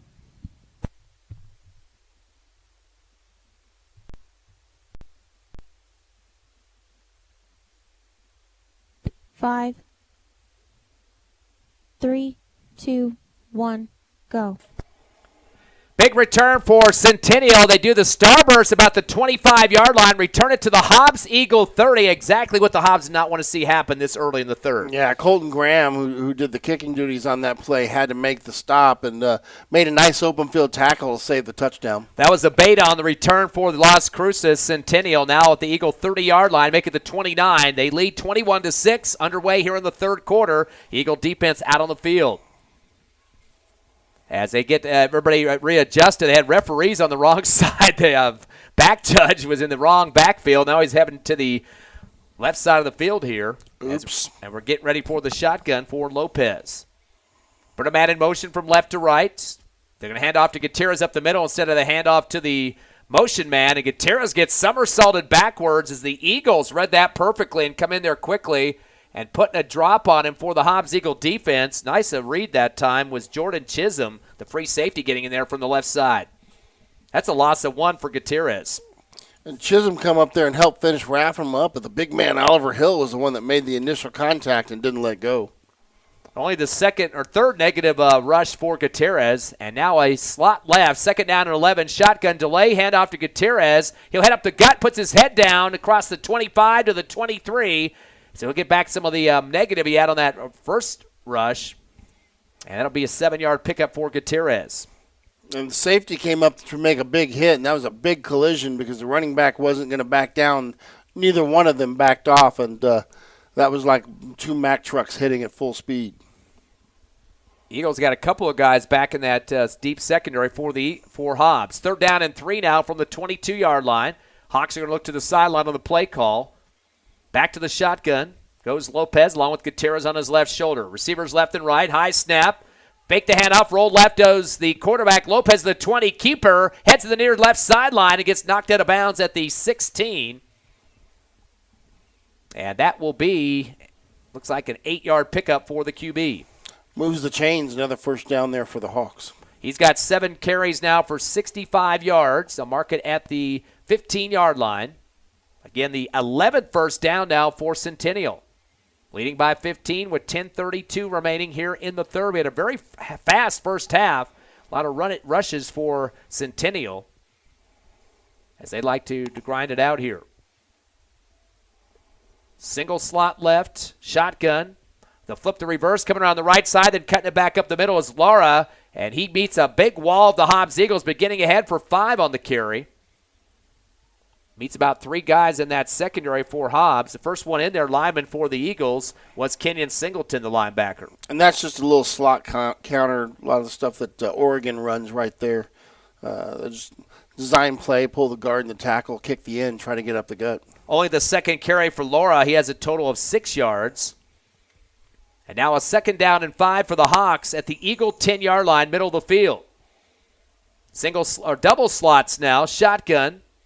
Fake the handoff again. Lopez with the stop and go and gets brought down by the neck near the line of scrimmage as the Eagles swamp in there quickly. And taking his head off that time for Hobbs, Aldo Argot. And they're going to make him lose a couple on that one. Look more like a WWF wrestling move than a tackle from football right there. So -2 for Lopez. They'll back it up to the 12-yard line. I'll tell you one thing, Coach. I don't like the air conditioning in this booth right now. It's starting to freeze me off here. It's that big blast. It's like the chill of the Hobbs Eagle defense on that last play. Third down and 8 now for the Hawks at the Eagle 12. Clock to 9:15 remaining here in the third. 21-6 Hawks. Double slot once again. Shotgun rolling right. Lopez wants to throw. Looks back to his left. Hasn't unloaded yet. Tries to spin and does to the 15 down to the 13-yard line. Big collision in the backfield, too, by a couple linemen. A 4-yard pickup for the QB. And that forces them to have to try to kick a field goal here. That'll be a 4th down and 8 for the Hawks. They will bring a man out to attempt the field goal. And that will be number 46 is Omar Terrones. He'll be kicking from the 19-yard line, a 29-yard field goal attempt from the left hash. Good snap. It might have got a piece of it for the Eagles, and that's just barely outside of the right. There's a flag in the backfield, though. Apparently getting a piece of it, I think, got a tip on his fingertips there. Hector Armendariz was diving in, and they have a penalty against the Eagles, Coach. Yeah, you know what, bro? If he tipped it, they can't be running into the kicker because he got the ball. I saw the quick signal by the official, but didn't see what he actually called. He pointed towards the Eagles. Hope he repeats it this time. Maybe he can use his earlier play where he waves it off. Questioning right now Nathan Cerceres for the Eagles to make sure he gets the call the way he wanted it. By the way, Tatum down 34-30 at halftime. They're not waving this one off. I hope he gets another chance to signal this because it appeared that Armendariz did get a piece of it as he was supermanning it across the line there. And the coach is letting him know, hey, he touched that. Before you go anywhere, he's like, hey, he touched it. He touched it. That would be half the distance, so they're going to mark it up at the 7-yard line. Coach Stevens a couple yards out in the field right now on the far right sideline. Why not wave this thing off? Nope. Still not getting a second signal on the penalty call there. Usually you do it twice. They didn't have enough for a first down. I don't see why they just pulled the chains off.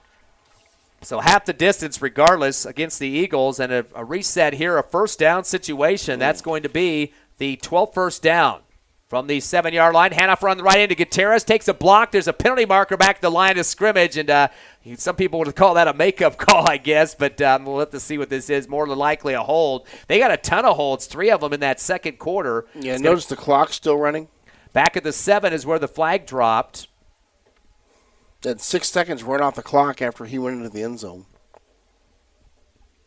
So let's see if they got the hold penalty on this one. Yep, holding against the Hawks. So that'll be a 10-yarder. That's their 6th penalty for 60 yards. Not doing themselves any help there. That quite a bit going on in the second quarter as well. And back it up to the 18-yard line. So that'll be a repeated first down again. And it's a first and goal, by the way, so they have to get into the end zone or give it back on downs to the Eagles. Clock will reset. 8-12 now. 21-6 the score. You're trying to get the clock to run, and it's not running. Official keeps winding his arm up. The Energizer Rabbit out there. There we go. Single slot, handoff up the middle to Gutierrez. Heads outside of the 15, puts his head down and rams it to the 11. So that'll be a 7-yard pickup for Gutierrez. He's got 19 carries for 134 yards. Ball at the 11-yard line of the Eagles on the left hash. And Armendariz coming up from the safety position to make that play. Second down and goal now from the 11. Hawks can afford to run some clock here as they lead by 15, 7:35 and ticking. Receiver right and left for the Hawks. Gutierrez will step off the left shoulder of his quarterback Lopez in the backfield. Takes a snap, one-step drop. He's going to sail it to the right corner of the end zone, getting tripped up and falling backward to make the catch and the touchdown from 11 yards out. Appeared to have some legs getting kind of jumbled up that time with the cornerback, but coming up with the catch was Isaiah Abeda for 11-yard snag for the TD right side of the end zone. That was a worst-case scenario right there. Looked like they had him covered. Abeda was just kind of pushing back against the corner right there. Started to fall, had no control of himself, but still made the catch. Yeah, he got his hands out in front of his face mask that time and just kind of squeezed the football in. The kick is a low one for the PAT, and it's going to just get inside the left upright. 7:21 remaining here in the third, and an extended lead to 22 for Centennial. They lead 28-6 over the Hobbs Eagles. We'll take a 30-second break and come back live on the Hobbs Eagle Network. You're clear.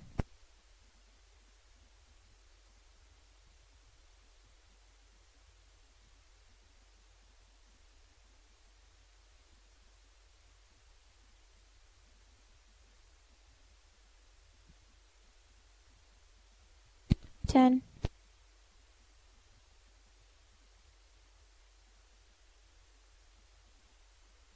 5, 3, 2, 1, go.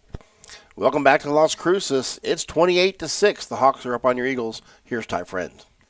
So Hobbs with their biggest deficit in this game, 22. And, again, a lot of time left in the contest, so the game is not done yet. But the Eagles still need to try to step up and try to get back in this one. Again, still have a chance for the district championship with a win tonight and a win next week.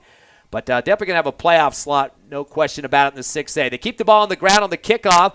Ball ricochets off an Eagle on the near side at the 30, picked up by Hobbs, and brought up the middle of the field to the 25 and down at the 27-yard line. Eagles have had a couple of those ricochets on kickoff returns so far in this game. And the man to pick it up for the Eagles that time was Evan Ortega. Again, Centennial has been keeping it on the ground on all their kickoffs so far. Yeah, they're doing that little short squib kick and forcing us to have to field it like a shortstop on a bad hop. Hobbs having a little bit of trouble bringing those down, too. It's usually taking the second return man to bring it back for Hobbs. At the 16-yard line, let's make it the 26-yard line here on a 1st and 10. 7:12 left, third quarter. Centennial up 28-6. Shotgun to Graham, quarterback keeper up the middle, using the blockers, gets tripped up in the backfield, able to fall forward, maybe for no gain on the play, hopefully. Knee went down quickly that time. Looks like he got about 2, actually. Oh, they're going to make it maybe 1, it looks like, at the last second there. So 1-yard pickup for Colton Graham. 6th carry for 12 yards for the quarterback. Quick lineup on the set line of scrimmage here. Twins right, receiver left. Graham waiting for that shotgun. 1-step drop, throws the out route left side. A hard shot goes through the receiver's hands and almost gets intercepted on that far sideline. In front of the Hobbs Eagle bench. Pass intended for Evan Ortega. And, boy, too hot to handle on that one. Yeah, I mean, he put a little bit of heat on that. I mean, it was still catchable, but unfortunately couldn't come down with it. Eagles are 5 of 10 in the passing game, had 88 yards at the half. 2 catches for Trevino for 68, 1 for 18 for Van Landingham for the touchdown, and 2 for Baeza for 2 yards. 3rd down and 8 now at the 30, make it the 29-yard line. Trips right, receiver left for the Eagles. Graham in the backfield with Baeza, 3-step drop, back to the 20, rolls right. Trying to get somebody open, gets a pressure in the backfield. He's going to go down and lose a bunch, about 6 yards on the right side. And really, that was not necessary. He never had to leave the pocket. He had beautiful protection. He just started hearing the patter of feet and kind of tried to bolt on that one, ended up getting himself sacked. John Kemp with the bear hug for Centennial's defense that time, and a 6-yard loss for the Eagles. So they're in punt situation. This will be their first punt of the ball game. 4th down and 13 now. As getting ready to do the kicking chore, Omar Argot back at the 12. Bring a man in motion from left to right. Good snap. Kick's going to come from the 17. Off his side of his foot, a wobbler, and it go out of bounds at the 45. Actually, it rolls back even more at the 43-yard line in Hobbs Eagle territory. So a shank off his foot. Yeah, that was not the pump that we needed right there. Now the defense is already back on the field and already on its heels. 28-6, Centennial leads by 22 with 5:52 remaining. And, Coach, a team having to travel twice on a 5-hour road trip back-to-back doesn't help matters at all. No, 2 weeks in a row, it doesn't seem like a smart way to balance the schedule. 1st down and 10 from the Eagle 43, Hawks football. After the punt, Twins right, receiver left. In the shotgun is Lopez. Delay handoff to Gutierrez to the right side to the 40 as he'll pick up about 3. And it doesn't look like he gets a lot of acceleration, but he still ends up pushing it more than what you would expect him to get on those carries. And nothing special. They just kind of hold the ball out in the middle there of the stomach, and he just kind of advances through. Yeah, you know, what he's doing, he's just trying to get behind those blockers and letting them do the work. He's got 137 yards on the ground, 20 carries so far for the Hawks at the Eagle 40-yard line. Twins right, receiver left, shotgun Lopez. Gives it back to Gutierrez, angling right to the 35-yard line, then somersaults for a few more. Needed to get 6 to the 33, and is going to end up with 7 for the 1st down. That moves the chains again. You know, the clock keeps moving, the chains are moving. We got to get ourselves off this field. Somebody's going to have to make a play. We need a turnover. 13 first downs now for the Hawks at the Eagle 33-yard line. They line up 2 receivers left, one to the right side. Lopez and Gutierrez in the backfield.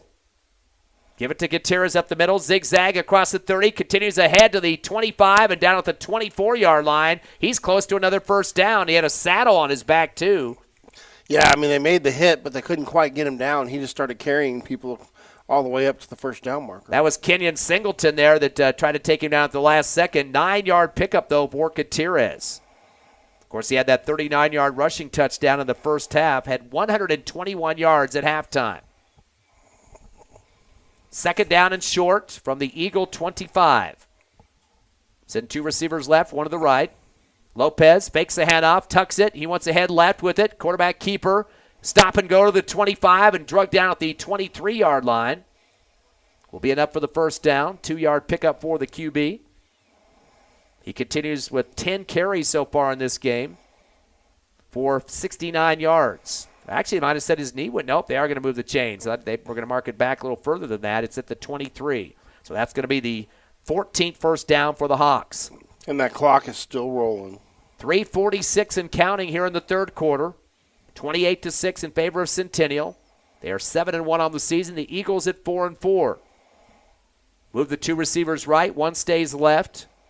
Campo and Gutierrez in the backfield. Good snap. Handoff to Gutierrez. Cuts the left gap up the 18-yard line. So coming up with another 6 yards for the Hawks. And they're just gashing us for 5 and 6 a carry with that clock moving. I mean, it's exactly what they want to do at this point in the game. Down to 3:10 remaining. I'm going to say it was only 5 on that one. Give it back to Gutierrez. Angles left again. 15 down to the 11-yard line. And it looks like he has 6 yards on that gain, so he will move the chains once again. Make it 15 first downs now for Centennial. Down to the left hash and down to the 3-minute mark here in the third quarter. Grind out football. Yeah, that's what they're doing. They're just grinding us.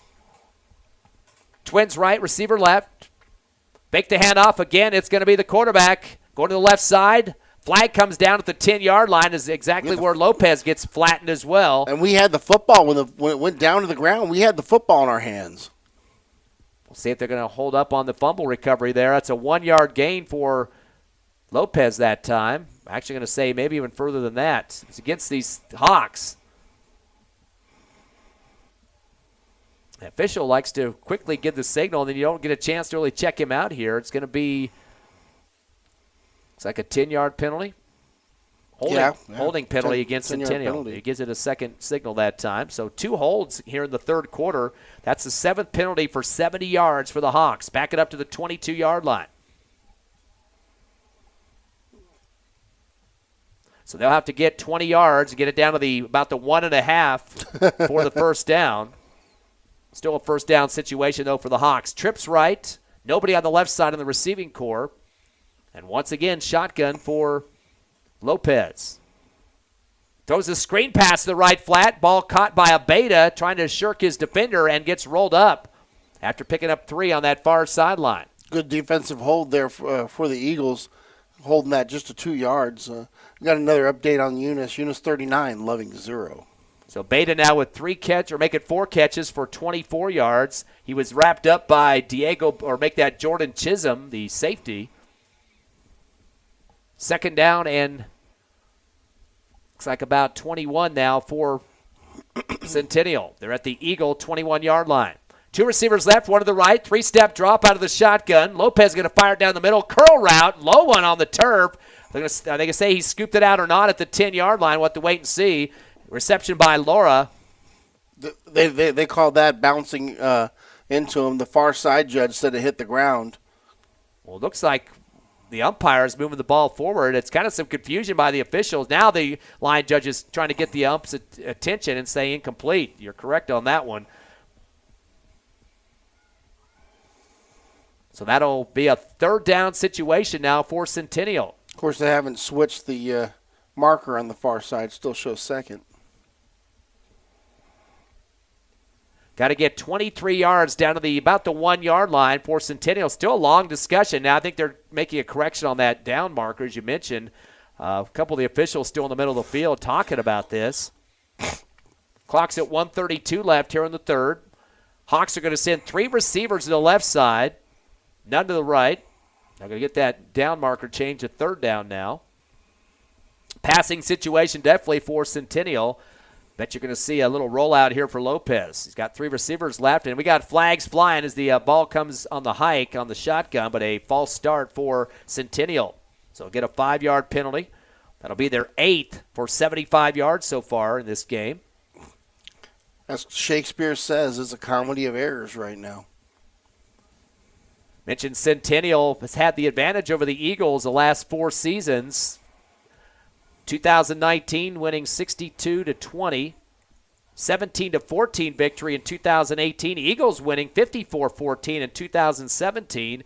Back in 2016, it was a Centennial win 54-41. So they lead the series 3-1 back to 2016, 5 years ago. Shotgun. Back to pass Lopez on a 2-step drop. Back of the 35, rolls left. Continues shuffling to the left sideline. Throws it on the run over his receiver out of bounds. This is trying to get away from a sack that time as he overthrows the big man, Seth Chavez, on that near sideline about the 15. So incomplete on that one. So Hobbs really putting some pressure now on this Centennial squad who's facing 4th down and 25. And the Eagles defense kind of holding up there. Too close to punt. Centennial's now 10 of 15 in the passing game. Too close to punt and probably out of the field goal range, but it looks like they're going to try a field goal from here. Ball's marked at the 26-yard line. Nope, they're going for it. Gutierrez and Lopez now in the shotgun. Got to get it down about the 1 for a first down or trying to score it here with 1:23 left third quarter. Twins left, receiver right. Rolling left is Lopez. He wants to see those receivers flooding out. Stumbles, lost his balance, and went down at the 33. Hobbs got the stop it needed. Now we need to put 7 on the board. Give all the credit on the pressure that time for the Eagles defense getting through was Andre Alvarado, the defensive lineman. And a big loss on the play, about 4 yards back in the backfield there for the quarterback, Ian Lopez. But you got to give that credit, too, because Alvarado was definitely putting a lot of pressure on him. Yeah. Great job by the Hobbs defensive line. So Hobbs will take it over on downs. They have it at their own 32-yard line, but trailing by 22 with 1:18 left third. Shotgun. Graham, delay handoff to Baeza. Shake and bake. Tries to head out to the right side, and it's dropped at the 33. See if they're going to give him forward progress, possibly a yard gain for Baeza. He's 7 carries for 23 yards. Clock is not an ally at this point. Eagles going to stay on the line of scrimmage. Look back over to Coach Stevens for the play call. Clock is running with 50 seconds left here in the third. Not a lot of emphasizing getting up there and moving the ball here as they're running some desperate clock that the Eagles are going to might need in the fourth quarter. Trips left, receiver right. Shotgun for Graham. 3-step drop.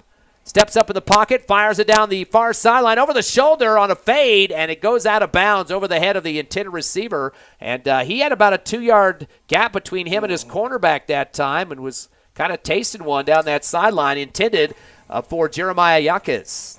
And, that one, it was a nice little fade pass. They tried to get that ball to turn over in the air, and it just didn't quite fall into his hands. Eagles have yet to complete a pass in the second half. They are 5 of 11. They had 5 receptions at halftime for 88 yards. Clock did stop with 32 left here in the third.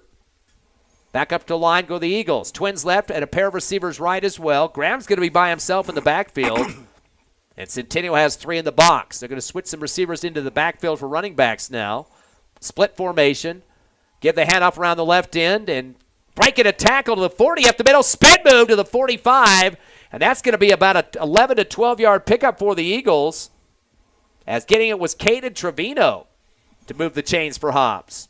And that was kind of a gutsy call when you have 3rd and 9 to go with a little off-tackle run like that. But Trevino just using willpower to make it happen. 3rd carry for 27 for Trevino, averaging 9 a pop. That is the 8th first down for the Eagles at the 46. They're on their side of the field, though. 8 seconds left and ticking in the third. Twins left and right. Give the handoff to Baeza up the gut. 50 into territory of the Hawks 40 and down to the 35-yard line. Another first down pickup. That's going to be 19 for Baeza to move the chains again.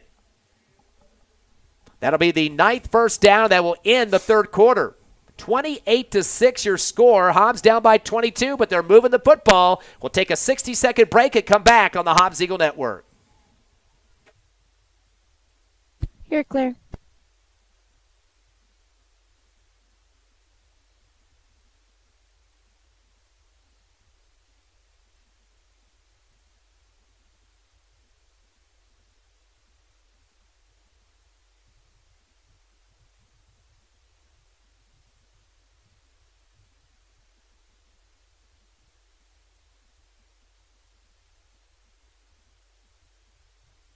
$30.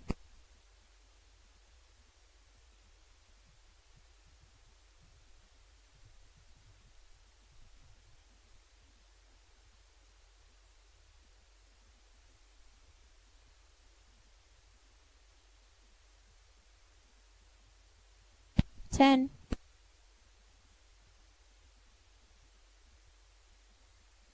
$5. 3, 2, 1, go. Welcome back to the Field of Dreams in Las Cruces. It's 28-6. The Hawks are over the Eagles, and here's the voice of the Eagles, Ty Friend. Eagles with a first down and 10 from the Hawks' 35-yard line. Again, trailing by 22. Desperation time with 1 quarter left, 12 minutes of football. Twins left, pair receivers right as well. As Colton Graham gets ready for the shotgun along with his running back, Diego Garcia, gives it off to him. He just piles straight through the middle of the line there to the 34-yard line. Gain of 1 on the play. Hobbs trying to mix it up, a little bit of run, a little bit of pass here and there. At some point they're going to have to go deep, try to pick it up all at once. 43 yards on the ground for Baeza on 9 carries. Second down and 8. Actually give him 2 on that one. Quickly line up, get the play going here. 2nd and 8 from the 34.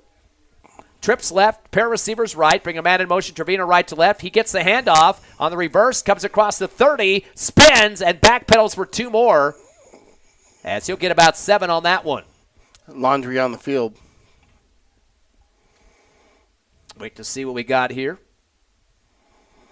Trevino loves those motion reverses, which he's very well to get outside on. Holding penalty against the Eagles. That'll be a 10-yarder. That'll be their second penalty here in the second half. They've had 4 overall for about 33 yards. This crew sure likes those holding penalties. But a lot more, though, against Centennial than the Eagles have gotten in this game. Ball back to the 37 now of the Centennial Hawks on the left hash, Eagle football. 2nd down and 12 now. Eagles looking to the sideline to get the play call. Clock running, though, at 11:10 remaining here in the 4th. Twins right, receiver left. 3 in the backfield. Split formation, shotgun. Graham going to hand off up the middle. And getting across the 35, just a battering ram heading straight forward that time.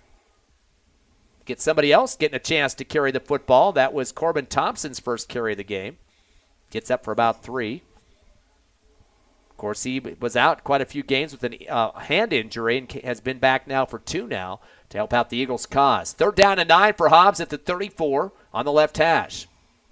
2 receivers right, 1 left. Split formation. Now they're going to send their 2 backs into receiving core over there on the left side, so 3 and 2. Back by himself is Graham. 3-step drop into the shotgun, dancing around, nobody coming to get him, throws it down in the middle, the curl, caught at the 20, and brought down to the 15-yard line. That'll be a first down snag for 20 yards. And that was actually great patience from Graham in the pocket there. Didn't try to run. He just kind of danced around in the pocket and waited for the person to get open. That's what we need to see from him. That was Baeza, 20-yard reception. Eagles now 6 of 12 in the passing game. That's 3 catches for 22 yards for Baeza. And that will be a first down. That's 10 first downs for the Eagles.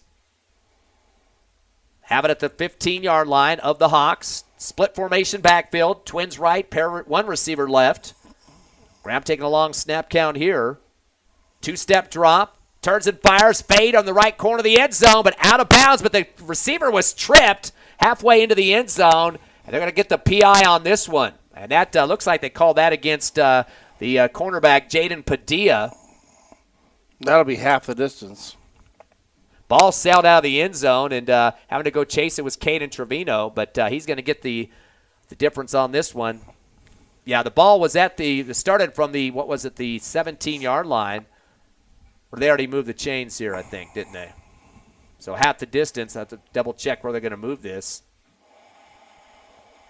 So it's right now they have it at the 17, so that should go down to about the 8.5-yard line. Is that where they're going to get it or not? Yes, they're going to move it up. So 8.5-yard PI called there. Second down. Eagles will have it at the 8.5. Or is that a first down?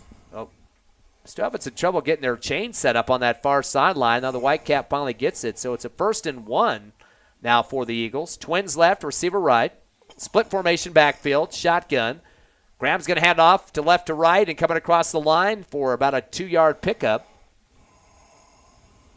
And that'll be Diego Baeza. That one's going to be close to first down, but I don't think he got it. Baeza now with 10 carries for 46 yards at the 7-yard line. Nope, 2nd and short. So 1-yard need for the Eagles to get another first down. Clock to 9:15 remaining and ticking here in the fourth quarter. Eagles down by 22. Pair of receivers on both sides. Split formation as a couple of them come back in the backfield for the Eagles. Graham's going to get the handoff, going from right to left. A spin move up the middle, diving towards the goal line. Close to a touchdown here. And that was Caden Trevino throwing his body on the line that time, getting down to about the 1-yard line. 6-yard pickup for Trevino. Dangerous the way he spins like that because he puts his whole backside available for a shot when he does that sometimes. Up in the air that time as well. It's kind of sprawled out in the air. That's his 4th carry for 33 yards. That will be a first down for the Eagles. They're 11th of the ball game, knocking at the door at the 1.5-yard line. Clock still ticking, 8:40 remaining. To Hobbs down by 22. They got to score quickly. Trips right, 2 receivers left. Graham by himself in the backfield.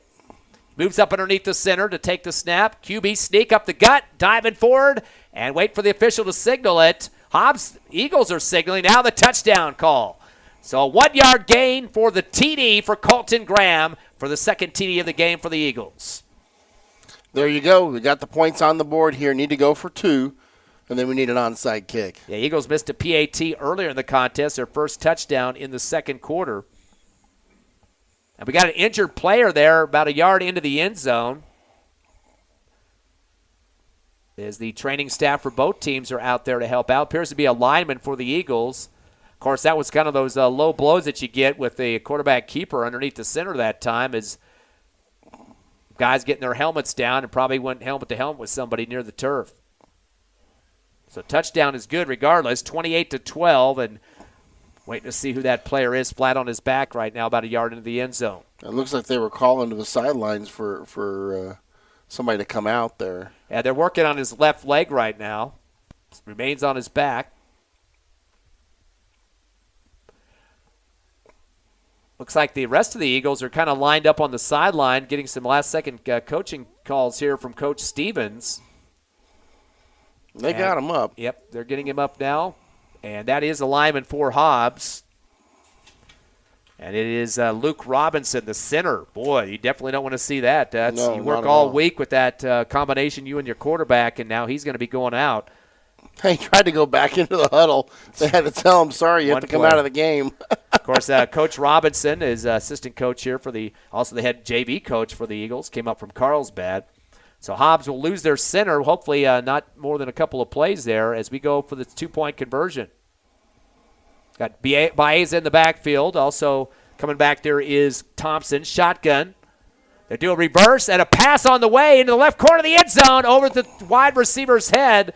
The man throwing the football was Caden Trevino coming from right to left, and he kind of lofts it down to that left pylon area. That was intended for Colton Graham. Yep, Graham, and that's actually the play that won the game That's what I was last week. thinking. Getting ready to say that. Last week, that's exactly what Centennial did to win the ball game, as they had Isaiah Abeda hooking up with Ian Lopez in the right corner of the end zone for the go-ahead score, 42-41 last week to win over Las Cruces High. But that one doesn't work for the Eagles, but they get on the board, down 28-12 to Centennial. 8:27 left, fourth quarter. We're back in 30 seconds.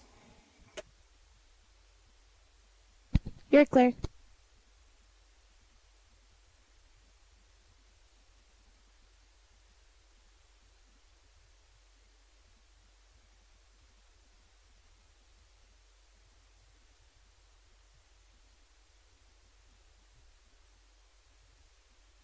Ten.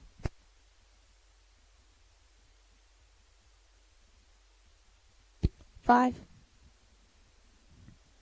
3, 2, 1, go. Welcome back to the Field of Dreams. It's 28-12, the Hawks over the Eagles.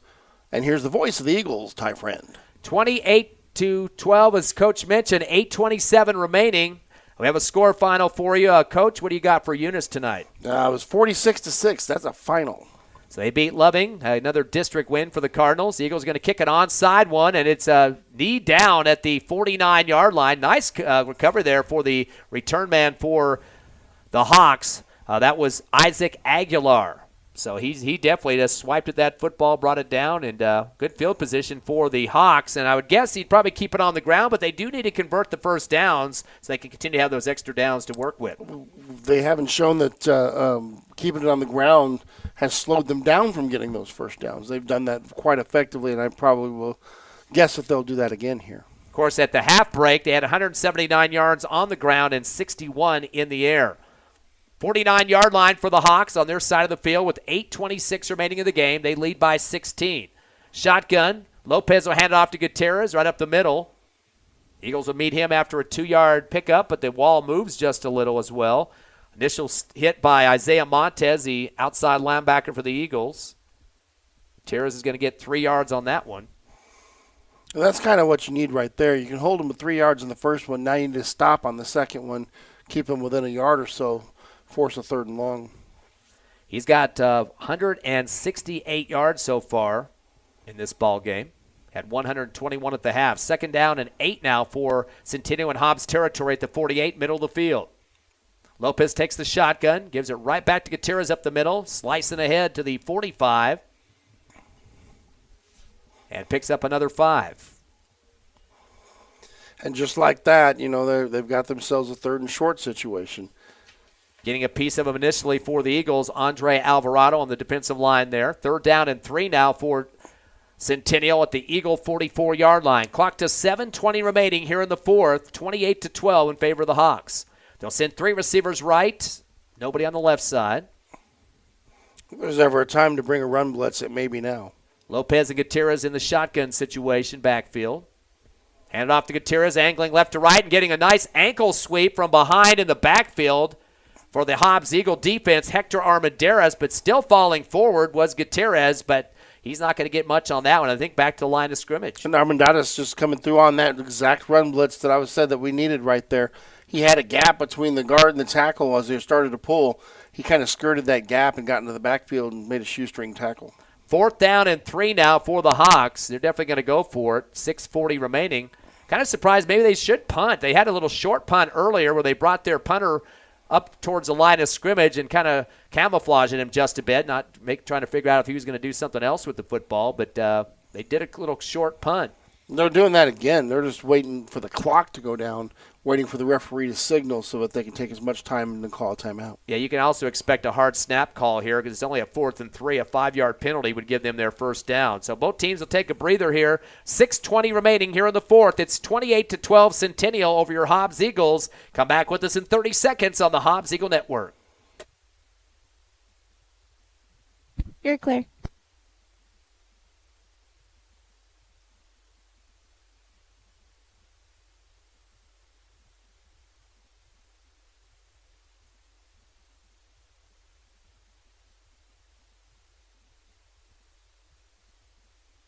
Ten,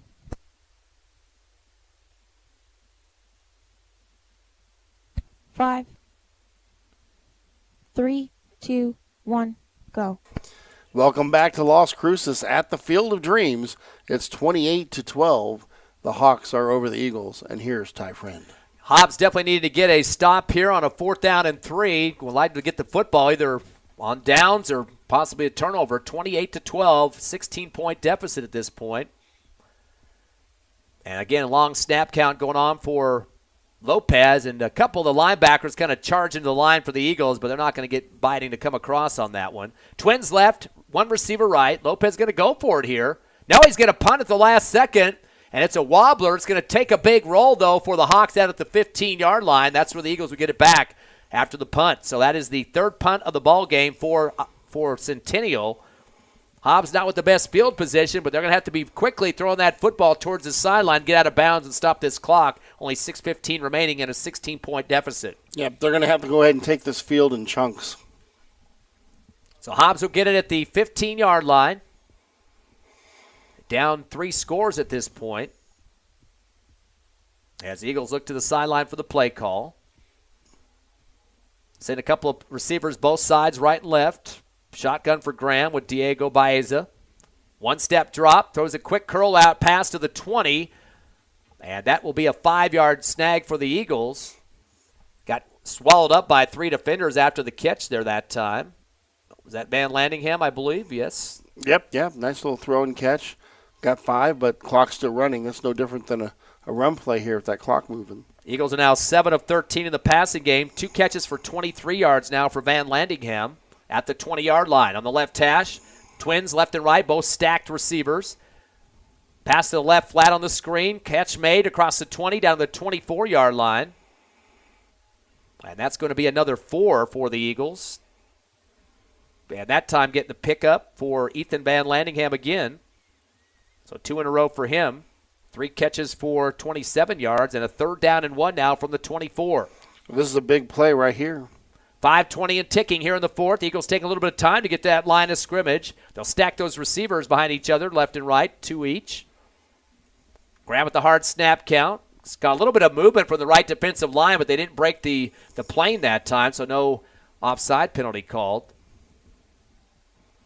Graham gets the shotgun, gives the handoff to Baeza up the middle, gets across the 20, trying to push a wall there. And it looks like he might have had just enough to get the forward progress for the 1st down. Baeza got hit by a wall of Hawks right there, but he was able to keep his feet moving and fall forward and keep the chains going. Juan Andres Batar, the man that gets the first hit on him, but that will be, like you mentioned, a 1-yard pickup for Baeza. And move the chains for the Eagles. That's the 12th first down for Hobbs. Back to pass. Graham's going to sail it out in the right out route to the 30 and down to the 34-yard line for another 8-yard pickup. That time out there, first catch of the game for Kirkendall for 8 yards.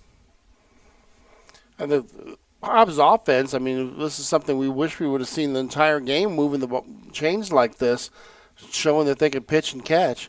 Hopefully no more turnovers. 2nd down and 2 now from the 34. Back to pass. Graham with a 3-step drop. Stays in the pocket. Fires it down the middle on the post route through the hands of the intended receiver at the 49. And getting flattened, so not sure if he's hurt or not. I guess he just was wishing he had a chance to get a reshot at that reception. Ethan Van Landingham incomplete. Yeah, I think he wanted that one back because it may have been a catchable ball. Eagles are 8 of 15 in the passing game. 3rd down and 2 now from the 34. Clock stopped with the incomplete. 4:10 remaining here in the 4th. And Centennial up over the Eagles, 28-12. Twins left and right. Graham with Baez in the backfield. Fakes the handoff, throws an out route. Caught at the 40-yard line. Will be a 1st down. 9-yard pickup on the far sideline. And that's another Kirkendall catch. Showing good hands there on that play. Snagging it in. Getting what he could and keeping those chains moving. Both of his catches for coming in the second half, 17 total. That's the 13th first down for the Eagles. Hurry up offense now, 1st and 10 from the 41. Man in motion right to left, Trevino. Fake the handoff, given instead of the tailback. And heading to the right is Baeza for about a 3-yard pickup. Clock working against us here. Already less than 4 minutes left in this game. 50 yards on the ground on 12 carries for Baeza. 2nd down and 7 now from the 44. 2 receivers right and left. Shotgun, back to pass. Graham, 1-step drop, another out route. Ooh, it's bobbled off the hands and dropped at the 50-yard line. Might hurt a little footstep action over there for Kirkendall. Incomplete. He put that one right on the money. You know, you couldn't ask for a better throw from the quarterback. 3rd down and 7 for the Eagles at their own 44-yard line. Clock stops at 3:39 on the incomplete. Down by 16. Send 3 receivers left, 1 to the right side. Graham with the reverse to Trevino from left to right around the end, 45, and gets flopped over across to the 47-yard line. 4-yard gain for Trevino. He's got now 5 carries for 37 yards. Leaves about 3 yards here, 4th and 3. If they want to have any chance in this game, they're going to have to get a 1st down here. Eagles are looking over to the sideline now. Not very urgent with the play call, just being pretty methodical to try to get the plays they wanted to get that first down. They have a 4th and 3, as you mentioned, so very important play for Hobbs. Twins left and right. Blitz is on for the Hawks. Back to pass. Graham. 3-step drop. Rolls right. He's got it to be flushed out. Takes it himself. Sees the first down marker and gets out there. Gets 4. Great angle to the far right sideline in front of the Hobbs Eagle bench. But they're going to call him out of bounds at the 50. He didn't get the first down if they mark it there. And the Hobbs Eagles linemen are over there arguing with the referee saying, you messed this one up. So would it have needed to get 3, and Coach Stevens had to push one of his players off the field, which is right in the ref's face. They're only going to give him 2, which he's 1 shy of the first down. So Graham finishes with 8 carries for 14 yards, and that will be a turnover on downs for the Eagles. And give it back to the Hawks, who'll probably just run it out to finish the ball game, and that will be right at the 50-yard line as they lead over the Eagles 28-12. Yeah, at this point, you won't see anything else but handoffs from the Hawks. Send 2 of their receivers to the right side, 1 to the left. Back to the shotgun goes Lopez. Give it to Gutierrez right, then he cuts it up the middle. 50, 45, 40, 35, 30, far sideline, 25, 20, 15, and out of bounds there. A big pickup for Gutierrez. So at least a 35, depending on where they mark it. They're going to say the 14-yard line. Well, you know they're going to run the ball and still give up a big play. You know, at this point, you got to find something in yourself and pride to get out there and stop them. 36 yards on the pickup for Gutierrez. That'll be the 16th first down for Centennial. I'm sure he didn't want to go out of bounds there to stop the clock at 2:46 left in this fourth quarter. Going to be an 8-1 record for Centennial to go to 4-0 in district. Hobbs will drop to 1-2 and 4-5 overall. 1st and 10 from the 14 on the left hash. High snap, give it to Gutierrez. Stutter steps, tries to get outside, and is dropped at the 14-yard line to give him 1 yard on the pickup, make it the 13. Defensive line did a great job of getting off of the blocks and coming straight up the line and making the play. That will be a clock mover as well, down to 2:30 remaining here in the finale. 2nd down and 9 from the 13-yard line. Eagles will be on the home turf next week, hosting Carlsbad Friday night, last game of the regular season, and to see where they're going to go in the playoffs. I think they're going to get in regardless of the outcome, but a pretty big win might give them a shot at a number 8 seed or maybe 9 or 10, but definitely an 8 seed would have a home game for you. And they are currently ranked 8th in the Max Preps poll. 2nd down and 9, again from the 13. Delay handoff to Gutierrez, coming on the right side to the 15, to the 10, and slams his body across the 5 and continues to roll to the 1 yard line. And I think that's really going to put him down on that one. So that's going to be a 12-yard, make it an 11-yard pickup for Gutierrez. And that was all speed. You know, we had it contained. We were coming down the line, had the angle. He still found a way to outrun us. That'll be now 17 first downs. And they'll put it at the 2-yard line on the right hash. Clock is down to 1:38 remaining, and Centennial taking a lot of time as they wait for the play call from Coach Ocampo. Mentioned earlier, Cardinals getting the win. Eunice over Loving tonight, 46-6, a 40-point victory in that one. Back up to the line of scrimmage of the Hawks. Taking a lot of time here. There's no actual field clock down that we can actually see what it gets down to here, but they definitely know something from their sideline.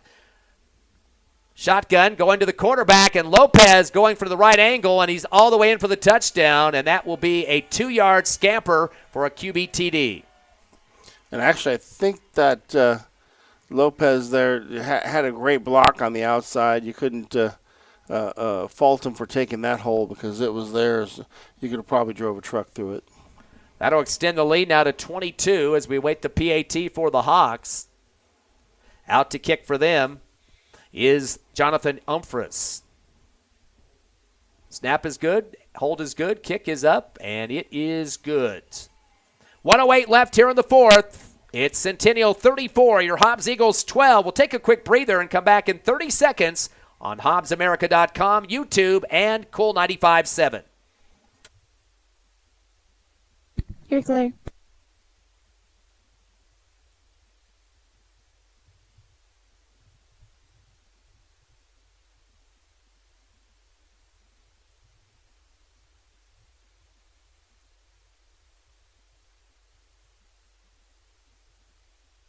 10,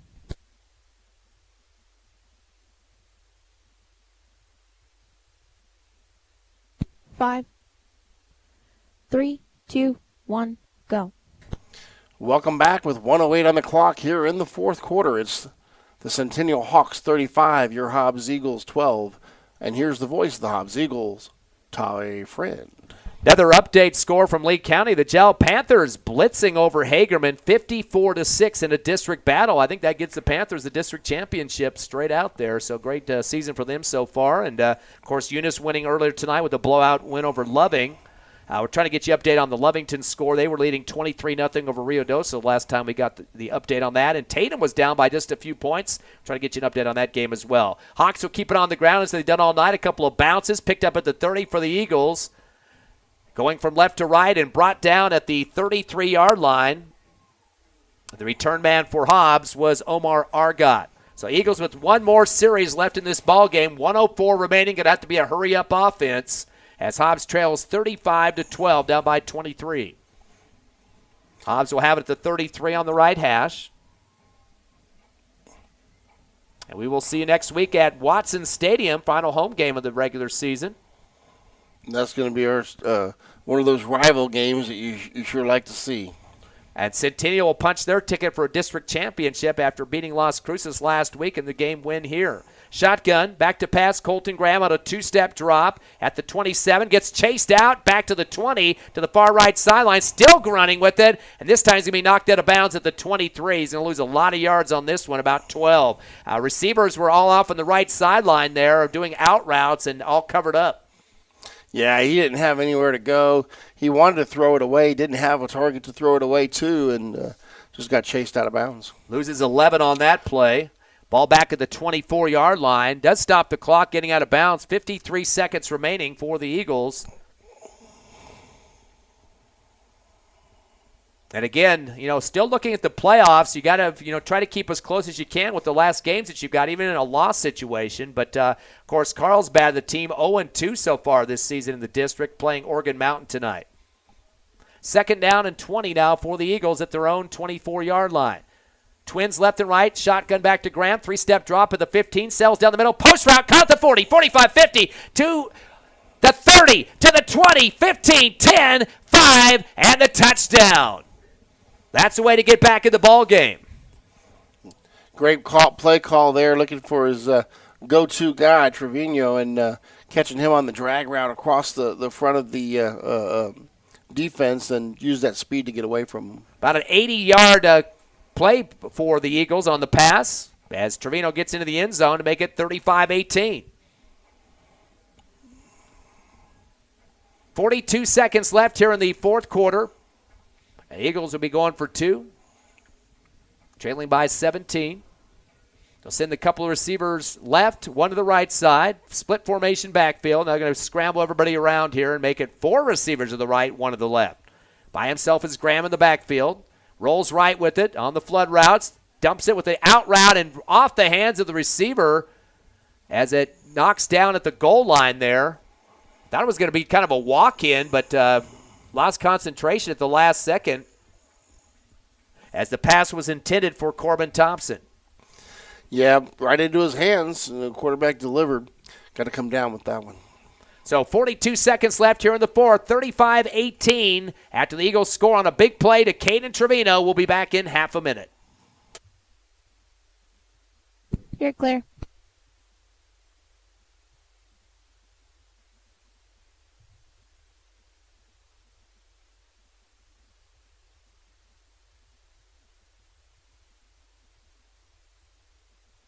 Ten.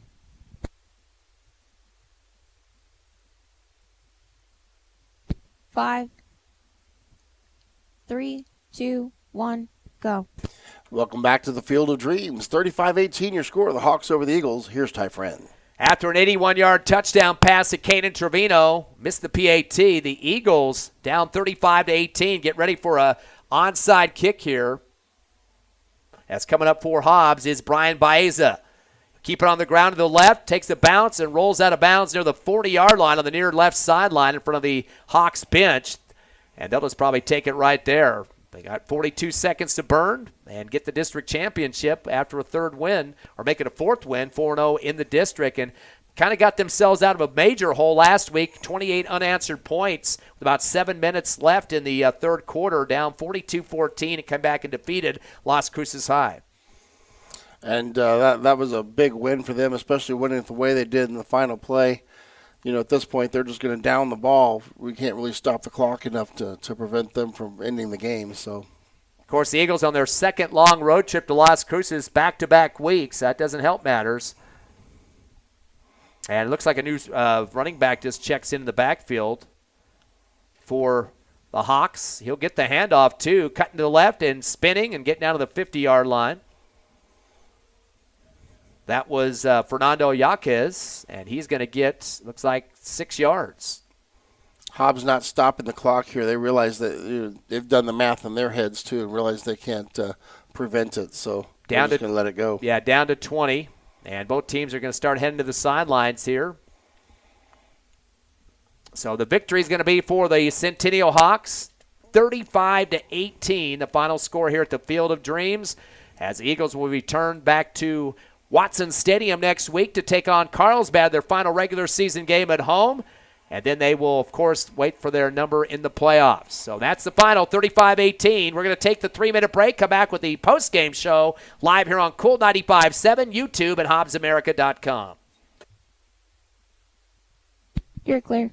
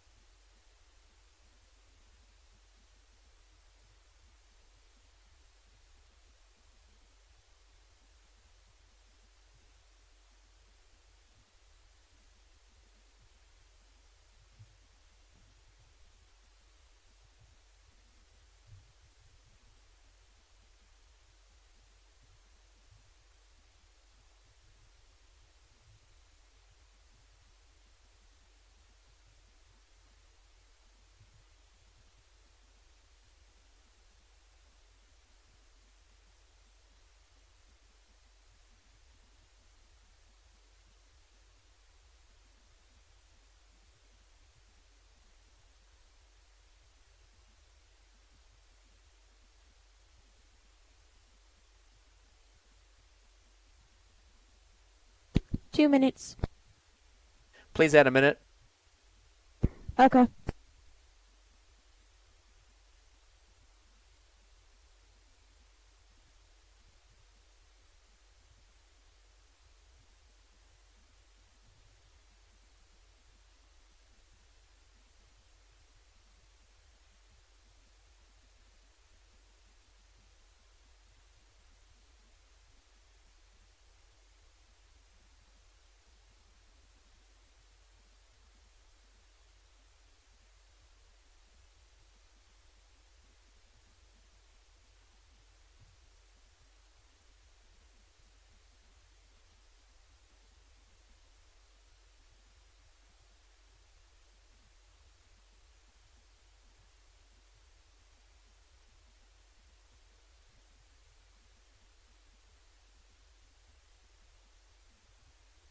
Two minutes.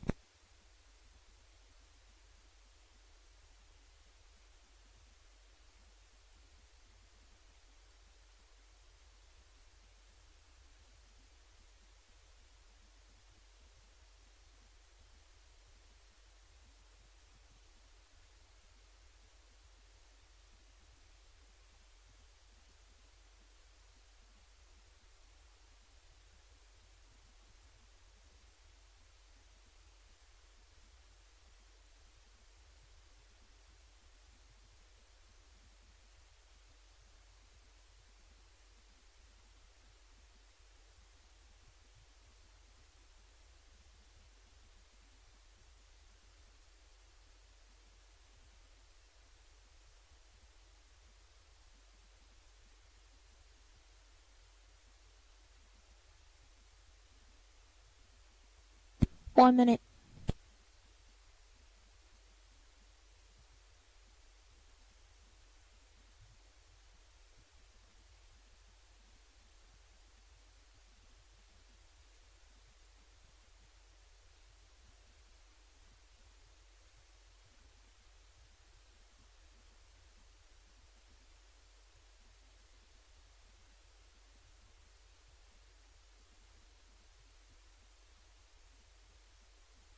30.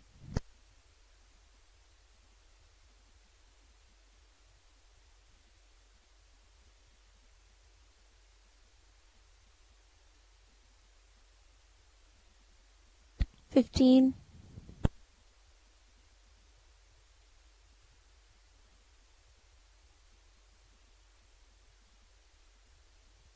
5, 3, 2, 1, go. Welcome back to the Field of Dreams. Hobbs falls to the Centennial Hawks, and a game that we showed promise, couldn't quite find the end zone, and turnovers killed us. Yeah, final score 35-18 in this one. Going down the scoring, first of all, in the first half, it was Centennial with a 6-yard pass to Medeiros, made it 7-0. Added another touchdown in the second quarter, a 39-yard run for Gutierrez, made it 14-0. But the Eagles score in the second, an 18-yard pass from Colton Graham to Van Landingham was 14-6 at that point after a missed PAT. But by the half, one more scorer for Centennial. A 2-yard pass to Medeiros made it 21-6 at the half. Only score in the third quarter from Centennial, a Beta with an 11-yard pass reception from Lopez made it 28-6. Eagles get 2 touchdowns, though, in the fourth quarter. A 1-yard run for Graham made it 28-12, a 16-point deficit. Followed up by a Centennial 2-yard run for Lopez, made it 35-12. The final score of the game for the Eagles, an 81-yard pass from Colton Graham to Trevino, 35-18 after a missed 2-point conversion. So a 17-point loss for the Eagles in this one. And taking a look at the numbers, first of all, for Centennial, big night for Gutierrez, 30 carries for 220 yards, Coach, and a 39-yard touchdown scamper. Wow, it's just a big night, and he carried the load for him. And what can you say? He did his job. Yeah, 121 yards in the first half, and finished up again with 220 in the ball game. Lopez, the quarterback, 12 carries for 67 yards. He had a long of 14 in the game and a 2-yard touchdown run. Laura had a couple of carries for 6 yards, and one other guy getting a carry in this game was Fernando Yaquez, 1 for 6. In terms of rushing tonight, just shy of 300, unofficially 45 carries for 299 in the running department. Yeah, they ran it well. I mean, really, they've shown that just about everybody all season, nobody's really slowed them down. Ian Lopez, though, the quarterback, also threw the football, was 10 of 15 for 74 yards.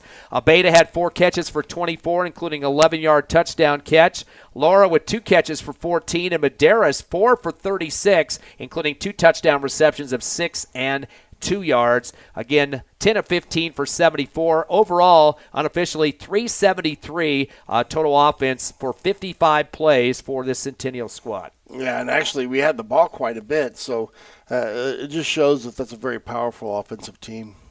9 penalties in the game for a total of about, looks like 83.5 yards for the Hawks. They did punt 3 times and turn over on downs once to the Eagles.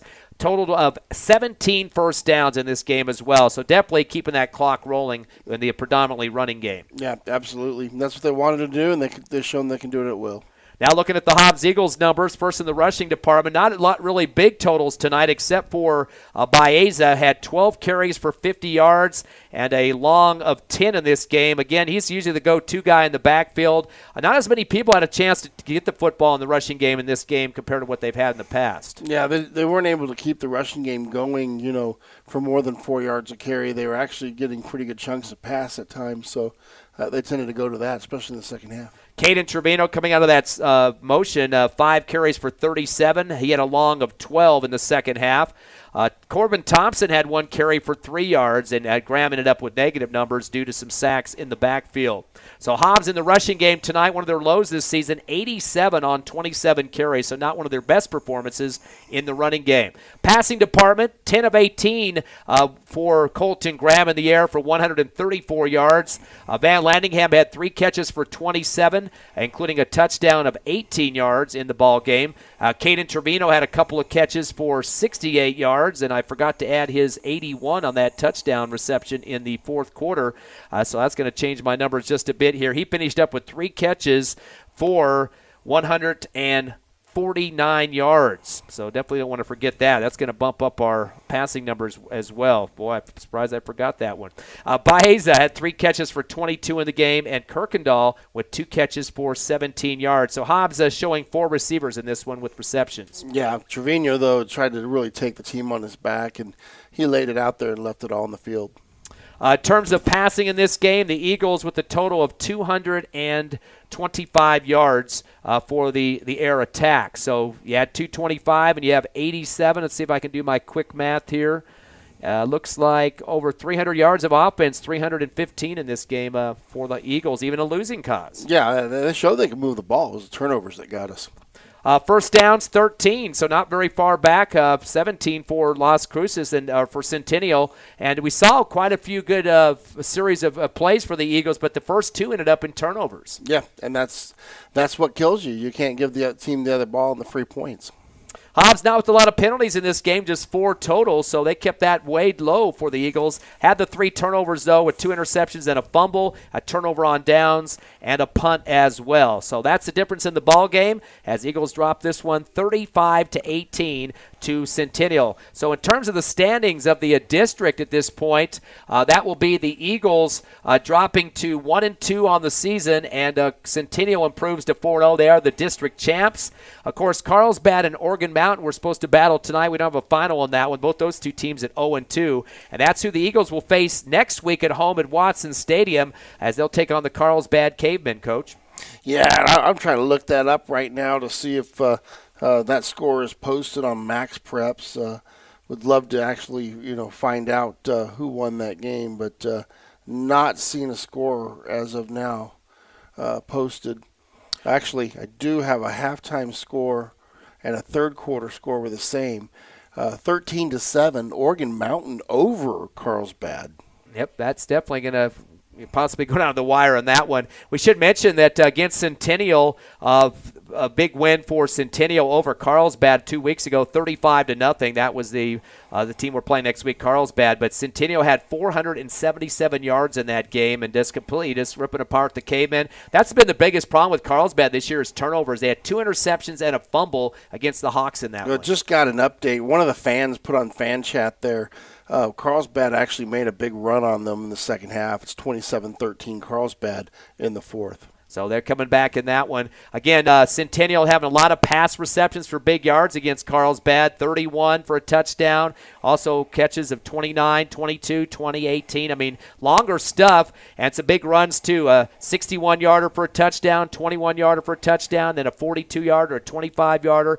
So both, again, you see Centennial using both the pass and the run in that contest. Again, 35-0 over Carlsbad. So that's who we're playing next week. It's a pretty important game, too. I mean, I think at this point they definitely have to get a win, but at the same time, I think they're going to be in regardless. But they want to make sure they have a decent playoff position, hopefully a home game. Yeah, I think we have to win to get in. I think in my mind, they would probably consider Carlsbad over us if we lose to them. So I think a win and we're in is probably what we need to go look for. Yeah, and the Max Preps poll this week had Centennial at number 4, the Hobbs Eagles at number 8, and Carlsbad at number 11. Now the top 12 teams will make it to the playoffs.